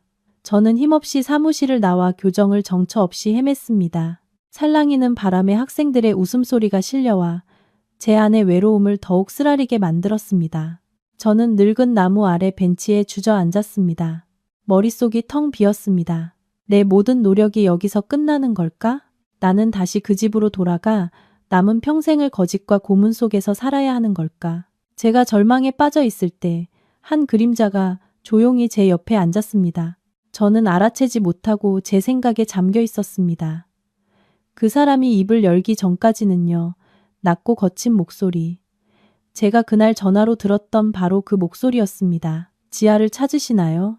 저는 소스라치게 놀라 옆을 돌아보았습니다. 제 옆에 앉은 남자는 50대 정도로 보였고 머리는 희끗희끗했으며 고생한 얼굴에는 세월의 주름이 깊게 새겨져 있었습니다. 하지만 그의 그 눈은 깊고 끝없는 슬픔을 담고 있었습니다. 저는 그를 만난 적은 없었지만 그 침묵하는 모습과 특징적인 목소리는 틀림없었습니다. 그가 바로 제게 전화를 걸었던 사람이었습니다. 저는 놀라서 일어나 도망치려 했지만 그가 제 손을 잡았습니다. 그의 손은 앙상했지만 매우 단단했습니다. 두려워 말아요, 아가씨. 나쁜 뜻은 없소. 나는 당신이 이 학교에 들어올 때부터 지켜보고 있었소. 누구세요? 제가 더듬거렸습니다. 왜 저를 따라오셨죠? 왜 제게 전화를 하셨어요? 남자는 바로 대답하지 않았습니다. 그는 먼 곳을 응시했습니다. 마치 공간과 시간을 초월해 아득한 기억 속으로 돌아가는 듯한 눈빛이었습니다. 그러고는 천천히 한마디 한마디가 고요한 호수에 무거운 돌멩이가 떨어지듯 무겁게 말했습니다. 나는 그 아이의 아버지요. 김지아의 아버지. 제 세상이 멈추는 것 같았습니다. 저는 말문이 막힌 채 얼어붙었습니다. 제 앞에 있는 남자, 어둠 속에 숨은 어떤 인물일 거라고 생각했던 그가 바로 피해자의 아버지, 10년 전 비극 속에서 자식을 잃는 고통을 겪어야 했던 바로 그 사람이었습니다. 제 안의 두려움은 사라지고 그 자리에 이상하리만치 애틋한 동정심이 차올랐습니다. 그가 저를 돌아보며 붉어진 눈으로 말했습니다. 당신이 그 우씨 집안 며느리라는 걸 아오. 그 집에서 살고 있다는 것도, 그리고 당신이 진실을 찾으려 애쓰고 있다는 것도 알고 있소. 어떻게 아셨어요? 그가 슬프게 웃었습니다. 지난 10년간 단 하루도 찾는 것을 멈춘 적이 없었소. 내 딸이 그렇게 어이없이 죽었다는 걸 믿을 수가 없었지. 나는 조용히 조사하고 정보를 조금씩 모았소. 유진이라는 그 여자애가 운전대를 잡았다는 걸 알고 있소. 그 가족이 돈으로 모든 입을 막았다는 것도. 하지만 사건을 뒤집을 만한 강력한 증거가 없었소. 그는 깊은 한숨을 쉬었습니다. 목소리에는 무력감이 가득했습니다. 나는 거의 포기했었소. 당신이 나타나기 전까지는 당신이 그 집 며느리로 들어가는 걸 봤소. 나는 어쩌면 하늘이 내게 기회를 주는 것이라고 생각했지. 나는 당신을 지켜보고 관찰했소. 당신이 부당하게 대우받는 것을 봤고 당신 눈 속의 고통을 봤소. 그리고 당신이 스스로 진실을 파헤치기 시작했을 때 나는 당신만이 나를, 내 딸의 억울함을 풀어줄 유일한 사람이라는 것을 알았소. 눈물이 흘러내렸습니다. 외로운 여정 속에 저처럼 조용히 싸우고 있는 늙은 아버지가 있을 줄은 상상도 못했습니다. 우리 서로 모르는 두 사람, 한 사람은 자신을 위해 진실을 찾고 다른 한 사람은 딸을 위해 정의를 찾던 두 사람이 운명처럼 만나게 된 것입니다. 그날 전화는 그가 말을 이었습니다. 일부러 경고도 하고 당신을 떠보려고도 한 것이오. 당신이 계속 나아갈 용기가 있는지 보고 싶었소. 그리고 당신은 나를 실망시키지 않았지. 저는 눈물을 닦고 그의 눈을 똑바로 쳐다보았습니다. 목소리는 더 이상 떨리지 않았습니다. 아버님, 제가 뭘 할 수 있을지는 모르겠지만 포기하지 않겠다고 약속드릴게요. 저 자신을 위해서만이 아니라 지아 씨와 아버님을 위해서도요. 노인은 고개를 끄덕였습니다. 그의 입술이 떨렸습니다. 그는 제 손을 꽉 잡았습니다. 고맙소, 아가. 하지만 아주 조심해야 하오. 그 집안은 당신 생각처럼 간단하지 않소. 당신이 찾고 있는 진실은 교통사고보다 훨씬 더 끔찍한 것이니 그의 마지막 말은 다시 한번 제 마음에 막연한 불안감을 심어주었습니다. 교통사고보다 더 끔찍한 것. 그렇다면 지아 씨의 죽음 뒤에는 대체 무엇이 더 숨겨져 있는 걸까요? 저는 지아 씨의 아버지 이정수 선생님 옆에 앉아 방금 들은 정보들을 소화하려 애쓰며 말없이 있었습니다. 교정의 바람은 여전히 불어 나뭇잎을 스치는 소리를 냈지만 제 귀에는 선생님의 말만이 메아리처럼 맴돌았습니다. 진실은 교통사고보다 훨씬 더 끔찍한 것. 심장이 죄어왔고 불길한 예감이 온몸의 세포 하나하나에 스며들었습니다. 저는 깊게 팬 고통이 서린 늙은 아버지의 눈을 바라보며 떨리는 목소리로 물었습니다. 그게 무슨 말씀이세요? 유진이가 우발적으로 사고를 낸 게 아니었나요?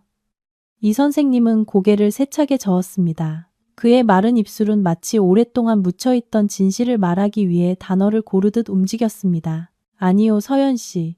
내 딸은 평범한 사고로 죽은 게 아니오. 민준이라는 그자가 당신에게 한 이야기는 거짓의 절반에 불과하오. 저는 숨을 죽였습니다. 온몸이 활시위처럼 팽팽해졌습니다. 이 선생님은 깊은 숨을 들이마셨습니다. 그의 시선은 먼 곳을 향했고 목소리는 지옥에서 들려오는 듯 거칠었습니다. 그날 사고 차량에 유진이가 타고 있었던 건 맞소. 하지만 운전대를 잡은 건 그 아이가 아니었소. 온몸에 전류가 흐르는 듯 했습니다. 유진이가 아니라고? 그렇다면 누구? 직감적으로 끔찍한, 감히 생각하고 싶지 않은 무언가가 떠올랐습니다. 그 차를 실제로 운전했던 사람은, 이 선생님은 한 글자 한 글자 붉게 충혈된 눈에 증오를 담아 말했습니다. 당신 남편, 바로 우민준 그놈이었소. 청천벽력 같은 소리였습니다. 저는 망연자실했고 머리가 어지러웠습니다. 민준 씨, 내 남편. 온화하고 다정했던, 내가 온 마음을 다해 사랑했던 그 남자가 바로 진짜 범인이었다니. 아니에요. 그럴 리가 없어요. 제가 더듬거리며 그 잔인한 진실을 부정하려 애썼습니다. 아니에요. 선생님이 잘못하신 걸 거예요. 민준 씨가 어떻게, 그는 동생을 아주 아끼는데 그럴 수가 없어요. 아낀다고? 이 선생님이 비웃었습니다. 비뚤어지고 쓰디쓴 미소였습니다. 맞소. 그는 제 동생을 아끼지. 하지만 자기 자신은 그보다만 배는 더 아끼는 놈이오. 그는 죄를 벗기 위해 오늘날의 자신을 위해 제 친동생을 희생시킨 거요. 선생님은 분노로 떨리는 목소리로 다시 이야기를 시작했습니다. 내가 조용히 조사해서 알아낸 바로는 그 우씨 집안이 돈으로 입을 막았던 몇 안 되는 남은 목격자들에 따르면 그날 차에는 유진이 혼자만 있었던 게 아니었소. 민준이도 함께 있었고 운전대를 잡은 건 바로 그놈이었소. 그때 민준이는 겨우 20살이 넘은 철없고 놀기 좋아하는 청년이었지. 그날 두 남매는 차 안에서 아주 심하게 다퉜다고 하더군. 이 선생님은 주먹을 불끈 쥐어 핏줄이 붉어졌습니다. 듣자 하니 돈 문제였다고 하오. 민준이가 사업 자금으로 집안 돈을 쓰려고 했는데 부모님이 반대했던 모양이야. 옆에 앉아있던 유진이가 오빠를 말렸던 거지. 그놈은 화를 참지 못하고 빗속에서 미친 듯이 차를 몰았고 결국 비극이 일어난 거요. 사고를 낸 후 내 딸이 피숭덩이에 쓰러져 있는 것을 보고 민준이는 극도로 겁에 질렸소. 그는 이 일이 알려지면 자신의 미래와 경력이 모두 물거품이 될 것이라는 걸 알았지. 그리고 그 잔인한 순간 그는 사고를 낸 행위보다 더 악랄한 결정을 내렸소. 그는 모든 죄를 이제 겨우 16살인 자기 여동생에게 뒤집어 씌운 거요. 저는 입을 틀어막았습니다. 제가 듣고 있는 것을 믿을 수가 없었습니다. 목이 메고 위가 뒤틀리는 것 같았습니다. 제가 온화하다고 믿었던 남편은 사실 비겁한 자, 사람의 탈을 쓴 악마였습니다. 그는 자신의 여동생을 방패로 삼고 그녀를 정신병자로 만들어 자신의 죄악을 감춘 것입니다. 우씨 집안, 특히 당신 시어머니는 이 선생님이 말을 이었습니다. 제 아들과 공모했소. 그들은 완벽한 연극을 꾸몄지. 그들은 모든 사람에게, 그리고 유진이 자신에게도 운전한 것이 바로 그 아이라고 말했소. 그 충격과 거짓된 죄책감. 그리고 당신 시어머니가 매일 먹인 고용량의 신경안정제가 합쳐져 아이의 정신을 서서히 파괴했소. 그들은 건강했던 소녀를 진짜 환자로 만들어버린 거요. 그들의 금쪽 같은 아들을 보호하기 위해서 이제야 모든 것을 이해했습니다. 모든 것을. 왜 유진이의 방창문에 쇠창살이 있었는지, 왜 아이가 병원 침대에서 자야 했는지, 그것은 그녀를 보호하기 위해서가 아니라 감금하기 위해서였습니다. 그녀가 외부 세계와 접촉하는 것을 막고 비밀이 절대 새어나가지 않도록 하기 위해서였습니다. 왜 시어머니가 그 약을 몰래 다려야 했는지, 그것은 독약이었습니다. 유진이의 정신과 기억을 죽이는 독약. 그리고 민준 씨, 운명의 그날 밤 그의 외침. 네가 내 동생을 죽였어. 이제 그 말은 완전히 다른 역겹고 교활한 의미를 띠었습니다. 그는 유진이가 죽을까봐 두려웠던 게 아니었습니다. 그는 두려웠습니다. 원피스, 그 트라우마를 유발하는 매개체가 유진이에게 무언가를 기억나게 할까봐 온 가족이 10년 동안 공들여 쌓아 올린 연극이 그가 어리석게 가져온 선물 하나 때문에 산산조각 날까봐 두려웠던 것입니다. 저는 고개를 숙였습니다. 눈물이 차가운 땅 위로 후드득 떨어졌습니다. 저는 억울하게 죽은 지아 씨를 위해서만 운 것이 아니었습니다. 속아 넘어간 제 자신을 위해서만 운 것도 아니었습니다. 저는 유진이를 위해 울었습니다. 또 다른 희생자, 가장 사랑하는 가족에게 감금당하고 파괴된 한 영혼을 위해 울었습니다. 저는 고개를 들어 이 선생님을 보았습니다. 제 목소리는 더 이상 떨리지 않았습니다. 대신 분노와 강철 같은 결단이 가득했습니다. 아버님, 우리는 유진이를 구해야 해요. 이 진실을 세상에 알려야 해요. 이정수 선생님의 말은 마치 거대한 홍수처럼 제가 시댁에 대해 알고 믿었던 모든 것을 휩쓸어 버렸습니다. 진실은 끔찍할 뿐만 아니라 어떤 말로도 다 표현할 수 없을 정도로 역겹고 비인간적이었습니다. 저는 벤치에 얼어붙은 채 앉아 있었습니다. 교정의 바람은 여전히 불었지만 더 이상 아무것도 느껴지지 않았습니다. 제 머릿속에는 오직 민준 씨의 이미지, 제 온화했던 남편의 또 다른 얼굴, 냉혈한 범죄자의 얼굴만이 떠올랐습니다. 그리고 병든 시누이가 아닌 자기 가족의 비극 속에 갇힌 희생자, 유진이의 이미지가 겹쳐졌습니다. 이 선생님은 저를 안타까운 눈으로 바라보았습니다. 이것이 아가씨에게 얼마나 큰 충격일지 아오. 하지만 강해져야 하오. 당신만이 그 집에 있으면서 유진이에게 접근하고 그 아이를 구할 수 있소. 저는 깊은 숨을 들이마시며 목구멍까지 차오르는 메스꺼움을 억지로 삼켰습니다. 하지만 어떻게 구하죠? 제가 무력하게 물었습니다. 유진이는 자기가 피해자라는 사실조차 몰라요. 지난 10년 동안 자기가 살인자라고 믿으며 살아왔어요. 그 아이의 정신은 그들에게 중독되었는데 어떻게 제가 진실을 믿게 할 수 있겠어요? 그것이 바로 핵심이오. 우씨 집안 계획의 가장 잔인한 부분이지. 그들은 유진이에게 죄를 뒤집어 씌웠을 뿐만 아니라 그녀가 죄인이고 트라우마에 시달린다는 생각을 끊임없이 주입함으로써 그녀를 진짜 정신병 환자로 만들었소. 한약으로 위장된 고용량의 신경안정제의 효과까지 더해져 그들은 그녀의 의지를 꺾고 기억을 흐리게 하는 데 성공했지. 유진이는 더 이상 무엇이 진실이고 거짓인지 구별할 능력이 없소. 그녀는 자신을 사랑하고 보호한다고 믿는 엄마와 오빠의 보살핌과 인도에 전적으로 의존하게 된 거요. 그 끔찍한 옷감 알레르기도. 제가 중얼거렸습니다. 고통스러운 진실이 머릿속에 번쩍였습니다. 결국 거짓말이었군요. 이 선생님은 고개를 끄덕였습니다. 그렇소. 그것은 그들이 유진이의 삶을 완전히 통제하기 위한 완벽한 핑계였지. 그들은 아이를 감금하는 것을 정당화하기 위해 일반적인 옥감이라는 발병 요인을 스스로 만들어냈소. 그런 식으로 그들은 유진이가 외부 세계와 소통하는 것을 막고 누구든 그녀의 기억을 되살릴 수 있는 가능성을 차단했지. 그 아이는 오직 엄마가 직접 준비한 비싼 실크 옷만 입고 엄마가 만든 음식만 먹고 엄마가 달인 약만 마실 수 있었던 거요. 모든 것이 점점 더 명확해졌습니다. 마치 퍼즐 조각이 맞춰지는 것처럼 이전에는 이해할 수 없었던 조각들이 이제는 완벽하게 맞아떨어지며 소름 끼치도록 차가운 음모를 드러냈습니다. 그리고 원피스, 그 옥색 원피스. 이제 저는 그것의 진짜 목적을 알았습니다. 민준 씨가 제게 그것을 선물한 것은 그가 꾸며낸 이야기처럼 어리석게 저주를 시험하기 위해서가 아니었습니다. 그것은 계산된 잔인한 심리 실험이었습니다. 거의 10년이 지난 지금 아마 민준 씨와 시어머니는 유진이의 병이 얼마나 깊이 뿌리내렸는지 확인하고 싶었을 겁니다.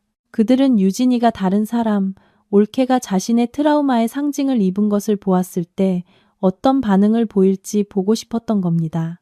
유진이가 예전처럼 격렬하게 반응할지 아니면 시간이 그 두려움을 무디게 만들었는지 알고 싶었던 겁니다. 만약 유진이가 아무 반응도 보이지 않았다면 아마 그들은 서서히 통제를 풀었을지도 모릅니다. 하지만 유진이가 발작을 일으킨다면 그것은 그들의 연극이 여전히 효과가 있다는 증거이며 그들은 계속해서 그 보이지 않는 세장 속에 아이를 가둬야 한다는 의미였습니다. 그리고 민준 씨의 외침, 네가 내 동생을 죽였어. 그 외침은 유진이의 생명을 걱정하는 공황이 아니었습니다. 그것은 두려움의 외침이었습니다. 그가 10년 동안 공들여 만들어온 꼭두각시가 갑자기 통제불능의 반응을 보였기 때문에 그는 유진이의 경련이 트라우마 때문이 아니라 진짜 기억이 되살아나 빠져나오려 발버둥치는 신호일까봐 두려웠던 겁니다. 그는 자신의 연극이 막을 내릴까봐 두려웠던 겁니다. 저는 소름이 돋았습니다. 진실은 제가 상상할 수 있었던 것보다 훨씬 더 잔인했습니다. 민준 씨는 단순한 비겁자가 아니었습니다. 그는 연출가였고 냉혈한 심리 조종자였습니다. 그는 자신의 여동생을 가족이라는 병적인 실험실의 실험용 쥐로 만들었던 것입니다. 저는 이 선생님을 보며 분노로 떨리는 목소리로 물었습니다. 시어머니가 유진이에게 먹인 그 약, 그게 대체 뭐예요, 아버님? 이 선생님은 한숨을 쉬었습니다. 확실하지는 않소.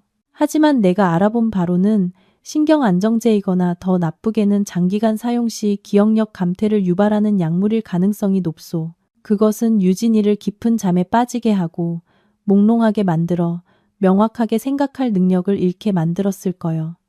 그것이 그들이 아이를 통제하는 주요 도구였지. 제가 숨겨두었던 약재 찌꺼기. 그것이 제가 가진 유일한 물증이라는 사실이 문득 떠올랐습니다. 아버님, 제가 말했습니다. 머릿속에서 계획이 세워지기 시작했습니다. 저는 그 집으로 돌아가야 해요. 유진이를 이대로 둘 수는 없어요. 어떻게든 그 약 샘플을 가져와서 검사를 맡겨야 해요. 그리고 유진이와 이야기를 해봐야겠어요. 이 선생님은 걱정스럽게 저를 보았습니다. 위험하오, 서연 씨. 이제 그들은 당신이 의심하고 있다는 것을 아는데 쉽게 행동하도록 놔두지 않을 거요. 알아요. 제가 고개를 끄덕였습니다. 제 눈에는 전례 없는 굳은 결의가 서려 있었습니다. 하지만 제가 하지 않으면 아무도 유진이를 구할 수 없어요. 그 아이는 너무나 오랫동안 고통받았어요. 이제는 진실을 알아야 할 때예요. 그 진실이 아무리 고통스러울지라도 저는 이제 저의 가장 큰 도전이 민준 씨나 시어머니와 맞서는 것이 아니라 10년 동안 어둠 속에 갇혀 있던 한 영혼에게 어떻게 다가가서 깨울 것인가 하는 문제라는 것을 알았습니다. 자신이 감금되어 있다는 사실조차 모르는 영혼을 말입니다. 이정수 선생님과의 대화 후 그 집에 돌아갔을 때 저는 마치 호랑이 굴로 들어가는 기분이었습니다. 모든 것이 그대로였습니다. 여전히 거짓된 평화로움을 가장하고 있었습니다. 하지만 이제 제 눈에는 집안 구석구석 모든 물건이 죄악의 색으로 물들어 보였습니다. 저를 보는 민준 씨의 눈빛은 이제 회피뿐만 아니라 경계심까지 더해져 있었습니다. 시어머니는 저를 더욱 철저히 감시했습니다. 그녀는 거의 제게서 눈을 떼지 않았습니다. 마치 제가 무슨 엄청난 일을 저지를까 두려워하는 것 같았습니다. 하지만 그들이 경계하면 할수록 저는 더욱 교묘하게 행동해야 했습니다. 서두르면 안 된다는 것을 알았습니다. 제가 가장 먼저 해야 할 일은 약 샘플을 얻는 것이었습니다. 저는 끈기 있게 기다렸습니다. 며칠 동안 저는 운명을 받아들인 척 다시 말이 없고 부지런한 며느리로 돌아갔습니다. 더 이상 따지지도 억울한 표정을 짓지도 않았습니다. 저의 변화는 민준 씨와 시어머니의 경계심을 다소 누그러뜨린 듯 했습니다. 기회는 어느 날 오후에 찾아왔습니다. 시어머니가 동사무소에 볼 일이 있어 나가야 했습니다. 그녀는 제게 유진이를 잘 보라고 당부했지만 평소처럼 아이의 방문을 굳게 잠그는 것을 잊지 않았습니다. 그녀의 오토바이 소리가 막 사라지자마자 저는 즉시 행동에 옮겼습니다. 저는 그녀가 늘 약을 다리던 부엌으로 달려갔습니다. 다행히도 약탕기에는 어제 달인 진한 약물이 조금 남아 있었습니다. 저는 미리 준비해둔 작은 주사기를 이용해 조심스럽게 조금 뽑아내 깨끗한 유리병에 담아 몸속 깊이 숨겼습니다. 약 샘플을 얻자 심장이 더 빨리 뛰었습니다. 하지만 이것이 이제 시작에 불과하다는 것을 알았습니다. 가장 큰 도전이 아직 앞에 남아 있었습니다. 어떻게 유진이와 이야기를 할까? 아이의 방문은 언제나 잠겨 있었습니다. 낡은 열쇠 꾸러미를 다시 쓸 수는 없었습니다. 분명 그들이 대비했을 테니까요. 저는 복도를 서성였습니다. 머리가 터질 것 같았습니다. 문득 한 가지 세부 사항이 떠올랐습니다. 유진이의 방과 민준 씨의 서재는 낮은 벽으로만 구분된 작은 발코니를 공유하고 있었습니다. 만약 제가 민준 씨의 서재로 들어갈 수만 있다면 저는 조심스럽게 아래층으로 내려가 서재 문고리를 돌려보았습니다. 잠겨 있었습니다. 거의 절망하려던 순간 제 시선은 문 위쪽에 있는 작은 환기창에 멈췄습니다. 창살이 없었습니다. 주위를 둘러보니 구석에 놓인 작은 의자가 보였고 대담한 생각이 떠올랐습니다. 매우 위험한 일이라는 것을 알았지만 다른 선택지가 없었습니다. 저는 의자를 놓고 떨면서 올라갔습니다. 몸집이 작아 다행히 환기창을 통과할 수 있었습니다.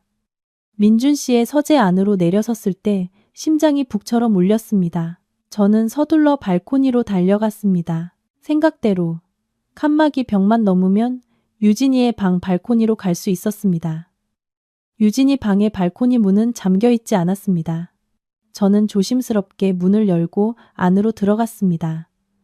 유진이는 침대에 등을 돌리고 앉아 있었습니다. 긴 머리가 갸냘픈 어깨 위로 쏟아져 내렸습니다. 아이는 익숙한 멜로디를 흥얼거리고 있었습니다.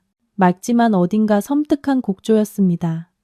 저는 깊은 숨을 들이마시고 나지막이 불렀습니다. 유진아. 유진이는 소스라치게 놀라 저를 돌아보았습니다. 아이의 눈이 커지며 공포에 질린 표정이 역력했습니다. 아이는 몸을 웅크리고 침대 구석으로 물러서며 두 손으로 머리를 감쌌습니다. 언니, 어떻게 여기에 들어왔어요? 엄마가 아무도 들어오면 안 된다고 했는데. 저는 천천히 다가가며 나쁜 뜻이 없다는 것을 보여주기 위해 두 손을 내밀었습니다. 유진아, 무서워하지 마. 그냥 너랑 얘기 좀 하고 싶어서 그래. 아니, 나가요. 유진이가 애절하게 소리쳤습니다. 언니 때문이야. 다 언니 때문이라고. 언니가 그 원피스를 가져와서 그 여자를 불렀어. 그 여자가 여기 있어. 난 보여. 아이는 부들부들 떨기 시작했고 제 등 뒤에 허공을 뚫어져라 쳐다보았습니다. 아이의 환각이 다시 시작된 것을 알았습니다. 저는 가슴 아프게 그 옆에 앉아 최대한 부드러운 목소리를 유지하려 애썼습니다. 유진아, 여기 아무도 없어. 언니랑 너뿐이야. 잘 봐봐. 아니야. 저기 있잖아. 웃고 있어. 유진이는 점점 더 공황 상태에 빠졌습니다. 이대로는 아무 말도 할 수 없을 것 같았습니다. 아이를 환각에서 끌어내기 위해 무언가 해야 했습니다. 문득 제가 비밀 상자에서 보았던 낡은 헝겊 인형이 떠올랐습니다. 유진아, 제가 빠르게 말했습니다. 네 헝겊 인형 기억나? 옛날에 네가 맨날 안고 자던 그 인형 말이야. 인형 이야기를 듣자 유진이는 멈칫했습니다. 떨림이 조금 잦아드는 듯했고 시선이 허공에서 저에게로 옮겨왔습니다. 약간 멍한 표정이었습니다. 인형? 언니가 어떻게 알아요? 알아. 날개가 부러진 나비 모양 머리핀도 알고. 너 그거 침대 밑 나무 상자에 숨겨뒀었지? 유진이는 완전히 얼어붙었습니다. 아이는 저를 뚫어지게 쳐다보았습니다. 눈 속의 두려움이 점차 호기심으로 바뀌었습니다. 어떻게 언니가 그런 걸 알아요? 저는 지금이 기회라고 생각했습니다. 저는 아이의 차가운 손을 잡았습니다. 유진아, 언니를 믿어줘. 네가 지금 보고 느끼는 건 전부 진짜가 아니야. 너는 죄가 없어. 너는 사람을 죽이지 않았어. 아니야. 유진이가 다시 소리치며 손을 뿌리쳤습니다. 나야. 내가 운전했어. 내가 그 여자를 죽였어. 엄마랑 오빠가 그렇게 말했어. 거짓말이야. 제가 단호하게 큰 소리로 말했습니다. 그들은 10년 동안 너를 속여온 거야. 그날 운전한 사람은 네가 아니었어. 기억 안 나? 유진아, 잘 생각해봐. 그날 차에 또 누가 있었지? 저는 유진이의 기억을 되살리려 애썼지만 너무 깊이 묻혀버린 듯 했습니다. 아이는 그저 머리를 감싸고 세차게 흔들며 눈물을 쏟아냈습니다. 기억 안 나. 아무것도 기억 안 나. 머리가 너무 아파. 나가요. 제발 나가줘요. 유진이의 고통과 몸부림을 보며 더 이상 아이를 몰아붙일 수 없다는 것을 알았습니다. 아이의 정신은 너무나 연약했습니다. 저는 뒤로 물러서며 목이 맨 목소리로 말했습니다. 알았어, 나갈게. 하지만 유진아, 언니가 한 말 기억해. 너는 죄가 없어. 그들이 하는 말 믿지 말고 너 자신을 믿어. 저는 몸을 돌려 다시 발코니를 넘어왔습니다. 민준 씨의 서재에 막 들어섰을 때 대문에서 시어머니의 오토바이 소리가 들렸습니다. 심장이 떨어져 나갈 것 같았습니다. 저는 서둘러 환기창을 넘어와 의자를 제자리에 놓고 숨을 고르며 제 방으로 달려갔습니다. 유진이를 깨우는 데는 실패했지만 제 말이 메마른 아이의 영혼에 작은 씨앗처럼 심어졌다는 것을 알았습니다. 지금 당장 싹트지는 않더라도 충분히 강한 충격과 기회만 있다면 그것은 분명 타오를 것입니다. 그리고 저는 그 기회가 아무도 예상치 못한 방식으로 찾아오리라는 것을 알지 못했습니다. 유진이와의 비밀스러운 만남 이후 저는 긴장된 침묵 속에서 살았습니다. 섣불리 행동했다가 이를 그르칠까봐 두려웠습니다. 시어머니는 제가 방에 몰래 들어갔던 것을 눈치채지 못한 듯 했지만 유진이에 대한 감시는 더욱 심해졌습니다. 그녀는 거의 집을 비우지 않고 항상 딸 곁에 붙어 있었습니다. 유진이는 여전히 말이 없고 넋이 나간 듯 했지만 가끔 저를 쳐다보는 아이의 시선을 느낄 수 있었습니다. 혼란스럽고 두렵고 호기심이 서린 마치 답을 찾으려는 듯한 눈빛이었습니다. 제 말이 효과가 있었다는 것을 알았지만 마지막 한 방이 필요했습니다. 그동안 저는 몰래 가져온 약 샘플을 이정수 선생님께 보냈습니다. 선생님은 신뢰할 수 있는 기관에 검사를 맡겨 최대한 빨리 결과를 알려주겠다고 약속했습니다. 저는 그저 기다릴 수밖에 없었고 하루하루가 1년처럼 길게 느껴졌습니다. 그리고 그 마지막 한 방은 제가 아닌 바로 민준 씨에게서 터져 나왔습니다. 그날 밤 민준 씨는 만취 상태로 집에 돌아왔습니다. 그는 평소처럼 서재에 틀어박히지 않고 거실에 주저앉아 병째로 술을 들이켰습니다. 시어머니가 그 모습을 보고 잔소리를 시작했습니다. 너 왜 그러니? 무슨 일 있길래 이렇게 마셔? 민준 씨는 대답 없이 고개를 젖혀 술을 한 모금 더 마셨습니다. 그러다 갑자기 그가 울음을 터뜨렸습니다. 오랫동안 억눌려온 남자의 서럽고 복받치는 울음이었습니다. 엄마, 나 너무 힘들어요. 더 이상 이렇게 살고 싶지 않아요. 나 그 사람한테도, 유진이한테도 죄를 지었어요. 박 여사님은 당황해서 그의 입을 막았습니다. 너 미쳤니? 무슨 헛소리야. 누가 들으면 어쩌려고 그래. 저는 계단 뒤에 숨어 심장을 졸이며 모든 것을 똑똑히 들었습니다. 술 기운에 민준 씨의 위선적인 껍질이 완전히 무너져 내렸고 죄책감에 시달리는 영혼이 드러났습니다. 그들의 언성은 점점 더 커졌습니다. 민준 씨는 취중에 소리쳤습니다. 더 이상 걔를 속이고 싶지 않아요. 유진이가 껍데기만 남은 채 사는 걸 더는 못 보겠다고요. 다 내 탓이야. 나 때문에 이렇게 된 거라고. 그 외침은 유진이의 방까지 들렸습니다. 아이의 방문이 벌컥 열렸습니다. 유진이가 하얗게 질린 얼굴, 경악으로 커진 눈으로 그곳에 서 있었습니다. 아이는 모든 것을 들어버린 것입니다. 저와의 대화에 대한 기억과 오빠의 취중 진담이 합쳐져 너무나 큰 충격을 준 듯했습니다. 유진이는 머리를 감싸고 비명을 지르더니 바닥에 쓰러져 정신을 잃었습니다. 집안은 또다시 혼란에 휩싸였습니다. 민준 씨는 즉시 술이 깼고 시어머니와 함께 허둥지둥 유진이를 응급실로 데려갔습니다. 이번에는 제가 가만히 보고만 있지 않았습니다.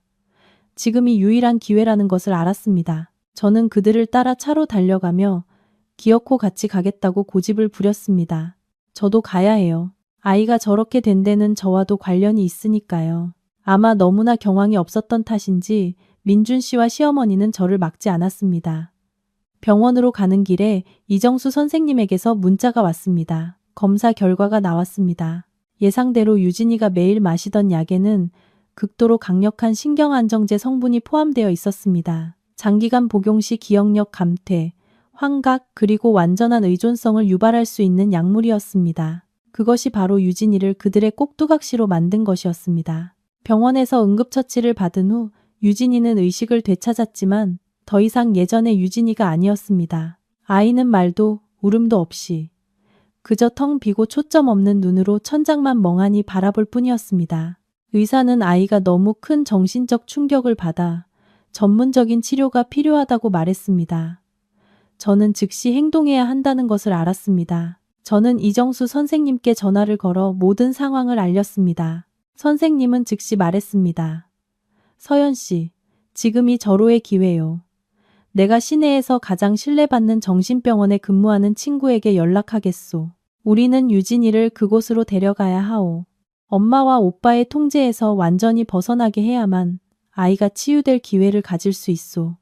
대담한 계획이 세워졌습니다. 저와 이 선생님은 민준 씨와 박 여사님이 한눈 파는 사이 유진이를 병원에서 빼돌리기로 했습니다. 이것이 마치 납치와도 같은 매우 위험한 일이라는 것을 알았지만 다른 선택지가 없었습니다. 그날 밤 저는 병원에 남아 유진이를 돌봤습니다. 민준 씨와 시어머니는 필요한 물건을 더 챙기러 집에 돌아갔습니다. 저는 침대 옆에 앉아 유진이의 차가운 손을 잡고 속삭였습니다. 유진아, 언니야. 내 말 들리니? 언니를 믿어. 언니가 여기서 데리고 나가줄게. 내 삶을 되찾을 수 있도록 도와줄게. 유진이는 반응이 없었지만 아이의 눈가에서 투명한 눈물 한 방울이 천천히 흘러내리는 것을 보았습니다. 심장이 죄어왔습니다. 저는 저 텅 빈 껍데기 깊은 곳에서 유진이가 여전히 듣고 있고 구원받기를 갈망하고 있다는 것을 알았습니다. 다음 날 새벽, 병원 복도가 아직 한산할 때 이 선생님이 차를 몰고 후문에서 기다리고 있었습니다. 저는 아직 몽롱한 상태인 유진이를 부축해 비상구로 나갔습니다. 발걸음은 무거웠고 심장은 세차게 뛰었습니다. 저는 걸으면서도 계속 뒤를 돌아보았습니다. 언제든 민준 씨와 시어머니가 나타날까봐 두려웠습니다. 우리가 막 후문에 도착했을 때 익숙한 그림자가 그곳을 막고 서 있었습니다. 민준 씨였습니다. 심장이 떨어져 나갈 것 같았습니다. 그가 모든 것을 알아챈 것입니다. 끝장이라고 생각했습니다. 민준 씨는 저를 그리고 제 어깨에 기댄 유진이를 보았습니다. 그의 얼굴은 창백했고 죄책감으로 가득 차 있었습니다. 저는 유진이를 꽉 껴안고 실랑이를 벌일 준비를 했습니다. 하지만 아니었습니다. 민준 씨는 달려들지 않았습니다. 그는 그저 오랫동안 우리를 바라보다가 쉰 목소리로 말했습니다. 데리고 가, 유진이, 잘 부탁해. 저는 제 귀를 의심하며 얼어붙었습니다. 그가 우리를 보내주겠다고? 민준 씨는 다가와 제 손에 두툼한 지갑을 쥐어주었습니다. 여기 돈 좀 있어. 내 죄를 조금이라도 갚는 셈 쳐줘. 유진이, 가장 좋은 곳으로 데려가서 제발 구해줘. 부탁이야. 그 말을 남기고 그는 도망치듯 빠르게 몸을 돌려 걸어갔습니다.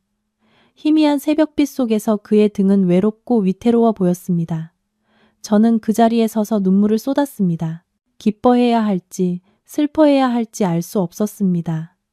민준 씨는 마침내 선택을 한 것입니다. 뒤늦은 선택이었지만 아마 지금 그가 할 수 있는 유일하게 옳은 일이었을 겁니다. 저는 유진이를 차에 태웠습니다.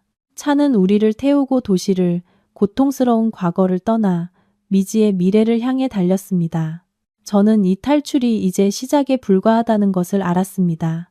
유진이와 그리고 제 자신을 위한 치유의 여정은 앞으로도 길고 험난할 것이었습니다. 차는 저와 유진이를 태우고 멀리 고통스러운 기억으로 가득 찬 도시를 뒤로하고 떠났습니다. 저는 유진이를 보았습니다. 아이는 여전히 말없이 텅 빈 눈으로 창밖을 바라보고 있었지만 제 손을 꽉 잡고 있었습니다. 약하지만 굳건한 믿음이 담긴 손길이었습니다. 민준 씨의 마지막 행동은 놀랍고도 씁쓸하게 제 마음에 복잡한 감정을 심어주었습니다. 그는 마침내 양심의 편에 서기로 선택했지만 그와 그의 가족이 남긴 상처가 과연 약간의 돈과 뒤늦은 애원으로 치유될 수 있을까요?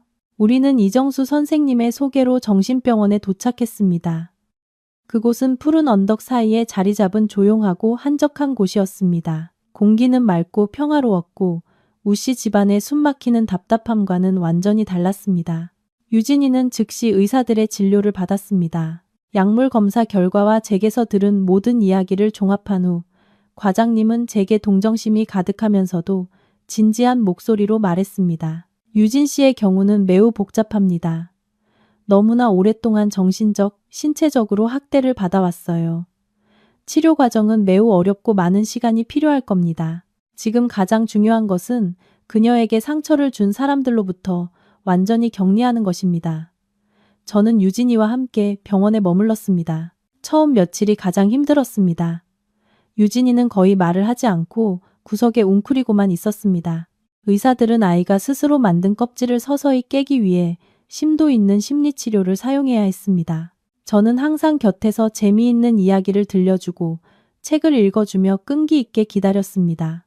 그동안 이정수 선생님도 쉬지 않고 행동했습니다. 선생님은 우리가 수집한 모든 증거 약물 검사 결과, 낡은 신문 기사, 그리고 저의 진술과 함께 우씨 집안을 경찰에 정식으로 고소했습니다.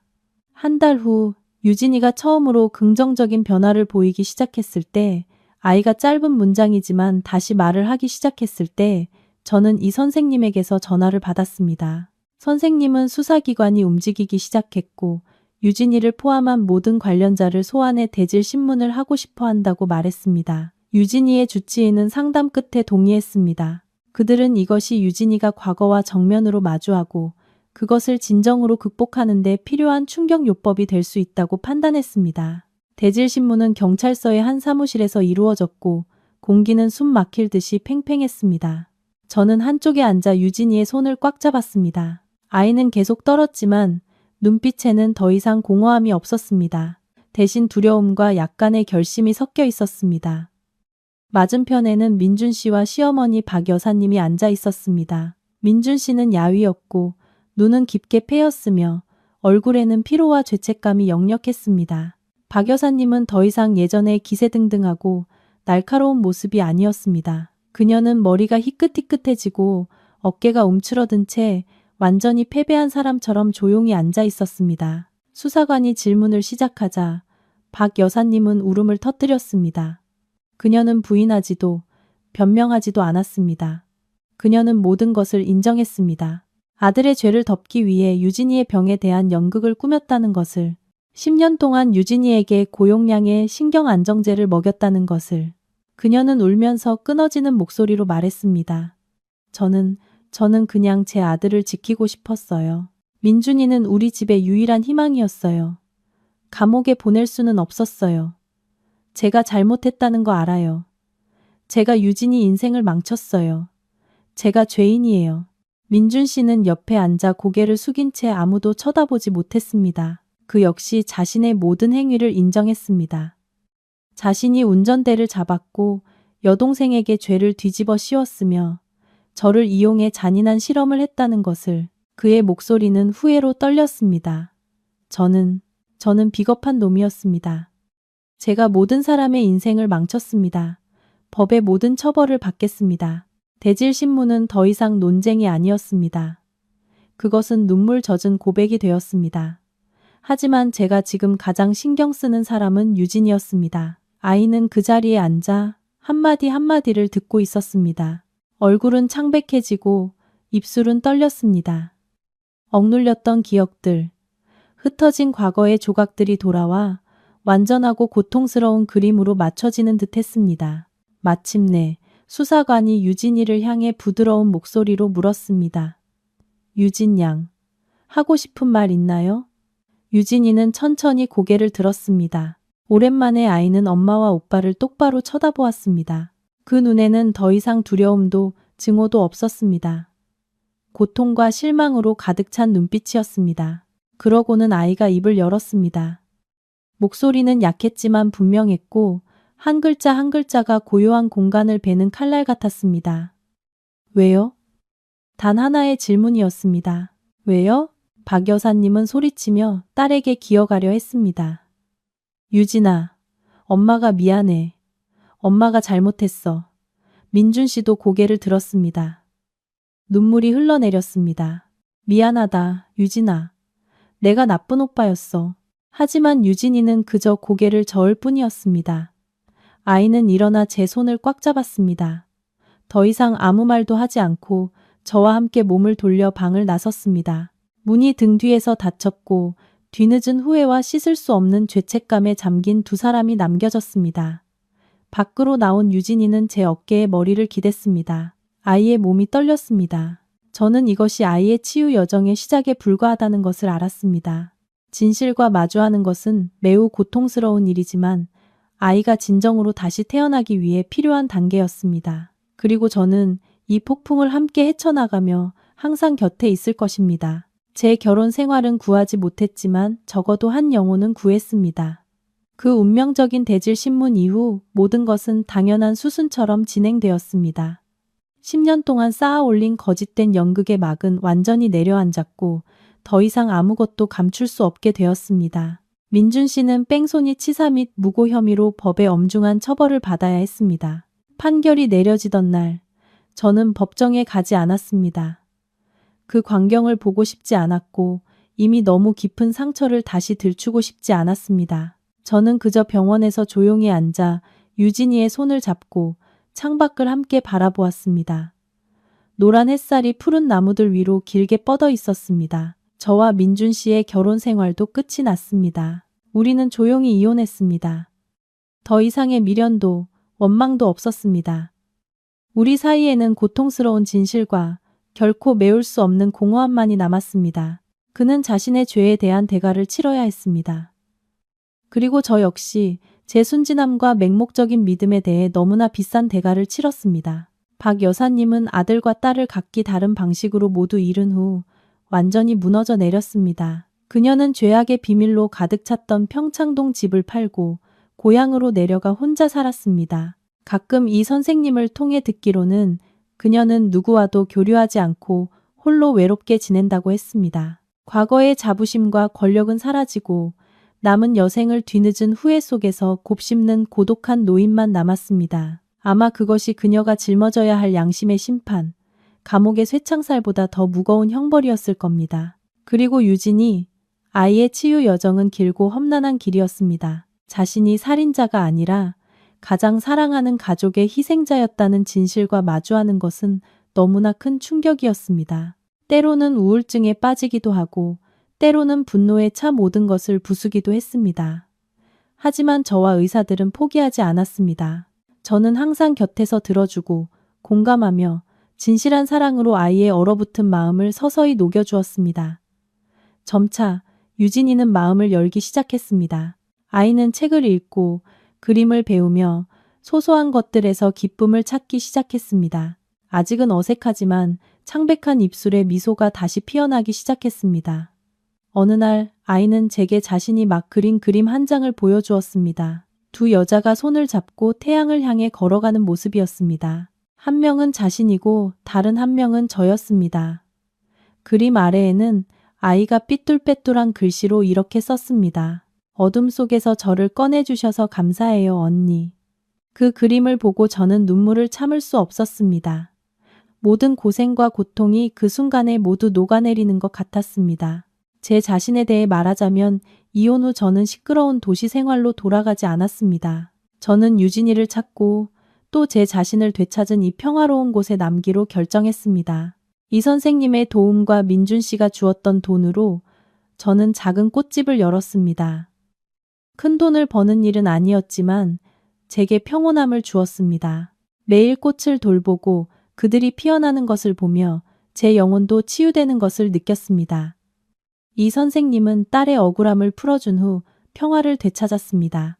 더 이상 죄책감과 증오 속에서 살지 않으셨습니다.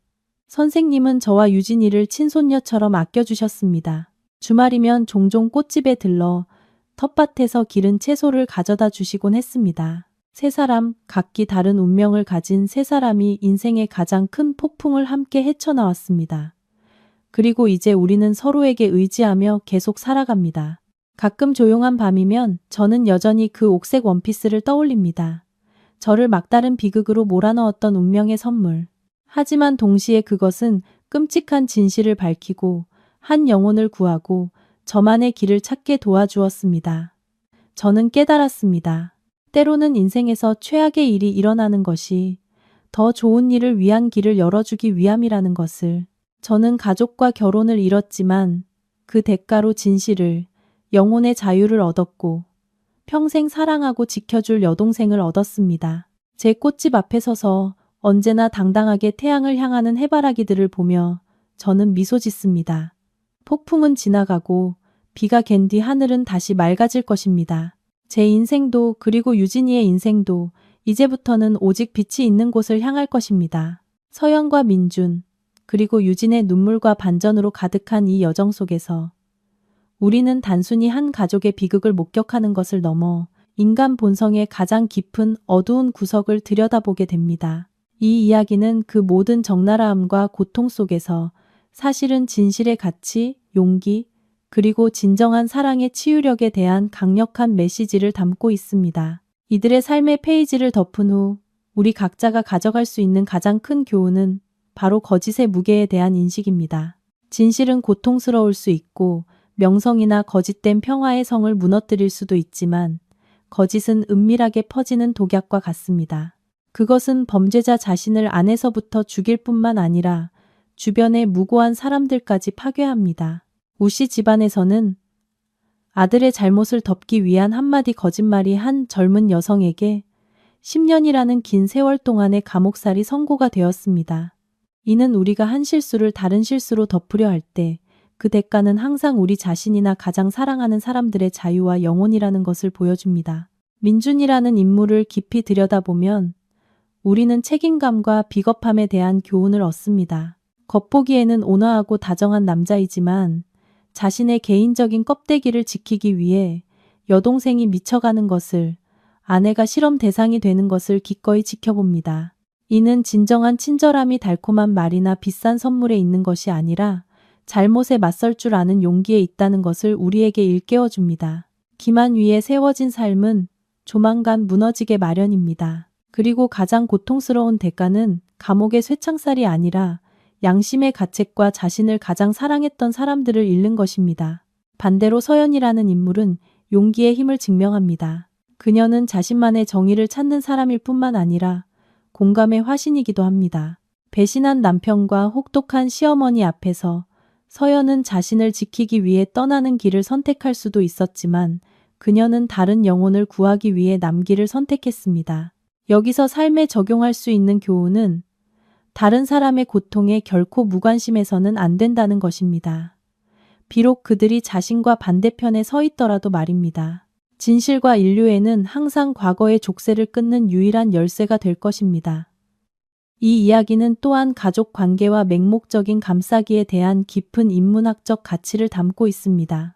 박 여사님은 아들을 너무 사랑한 나머지 자신의 딸과 며느리에게 잔인했습니다. 그것은 병적인 사랑이었고 자녀를 교육하고 사랑하는 방식에 대한 우리 모두에게 경종을 울립니다. 사랑이 자녀의 인격을 죽이는 무기가 되게 하지 마십시오. 우리가 잘못을 덮어줄 때 우리는 그들을 더 나은 사람으로 만드는 것이 아니라 사실상 도덕적 타락의 나락으로 밀어넣고 있는 것입니다. 견고한 가족의 가치는 소유나 교묘한 연극이 아닌 정직과 상호 존중의 토대 위에 세워져야 합니다. 폭풍우를 겪은 후 유진이의 치유 여정과 서연의 작은 꽃집은 희망의 아름다운 이미지입니다. 과거가 아무리 끔찍했더라도 영혼이 아무리 상처 입었더라도 우리에게는 항상 다시 시작할 기회가 있다는 것을 일깨워 줍니다. 진실의 빛은 처음에는 눈이 부실 수 있지만 그것이야말로 우리를 진정한 평온으로 이끄는 유일한 빛입니다. 이 이야기를 끝까지 들어주신 후 여러분 각자가 이 삶을 좀 더 맑고 진실된 방식으로 사랑하게 되기를 바랍니다. 매 걸음이 태양 아래 당당할 수 있도록 살아가십시오.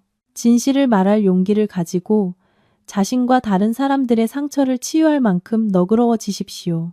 결국 인생에서 남는 것은 명예나 돈이 아니라 자신이 가치 있는 삶을 살았다는 것을 알 때 오는 영혼의 평화이기 때문입니다. 제 마음 깊은 곳에서부터 우러나온 이 고백을 들어주신 모든 분께 감사드립니다. 오늘의 이야기와 성찰이 여러분의 마음에 와닿았다면 아래 댓글에 여러분의 느낌을 공유해 주시고 좋아요를 눌러 저희를 응원해 주십시오. 그리고 매일 밤 더 많은 인문학적 가치를 함께 나누는 것을 잊지 마십시오. 여러분의 편안한 밤과 여러분 자신의 삶 속에서 항상 평화로운 빛을 찾으시기를 기원합니다.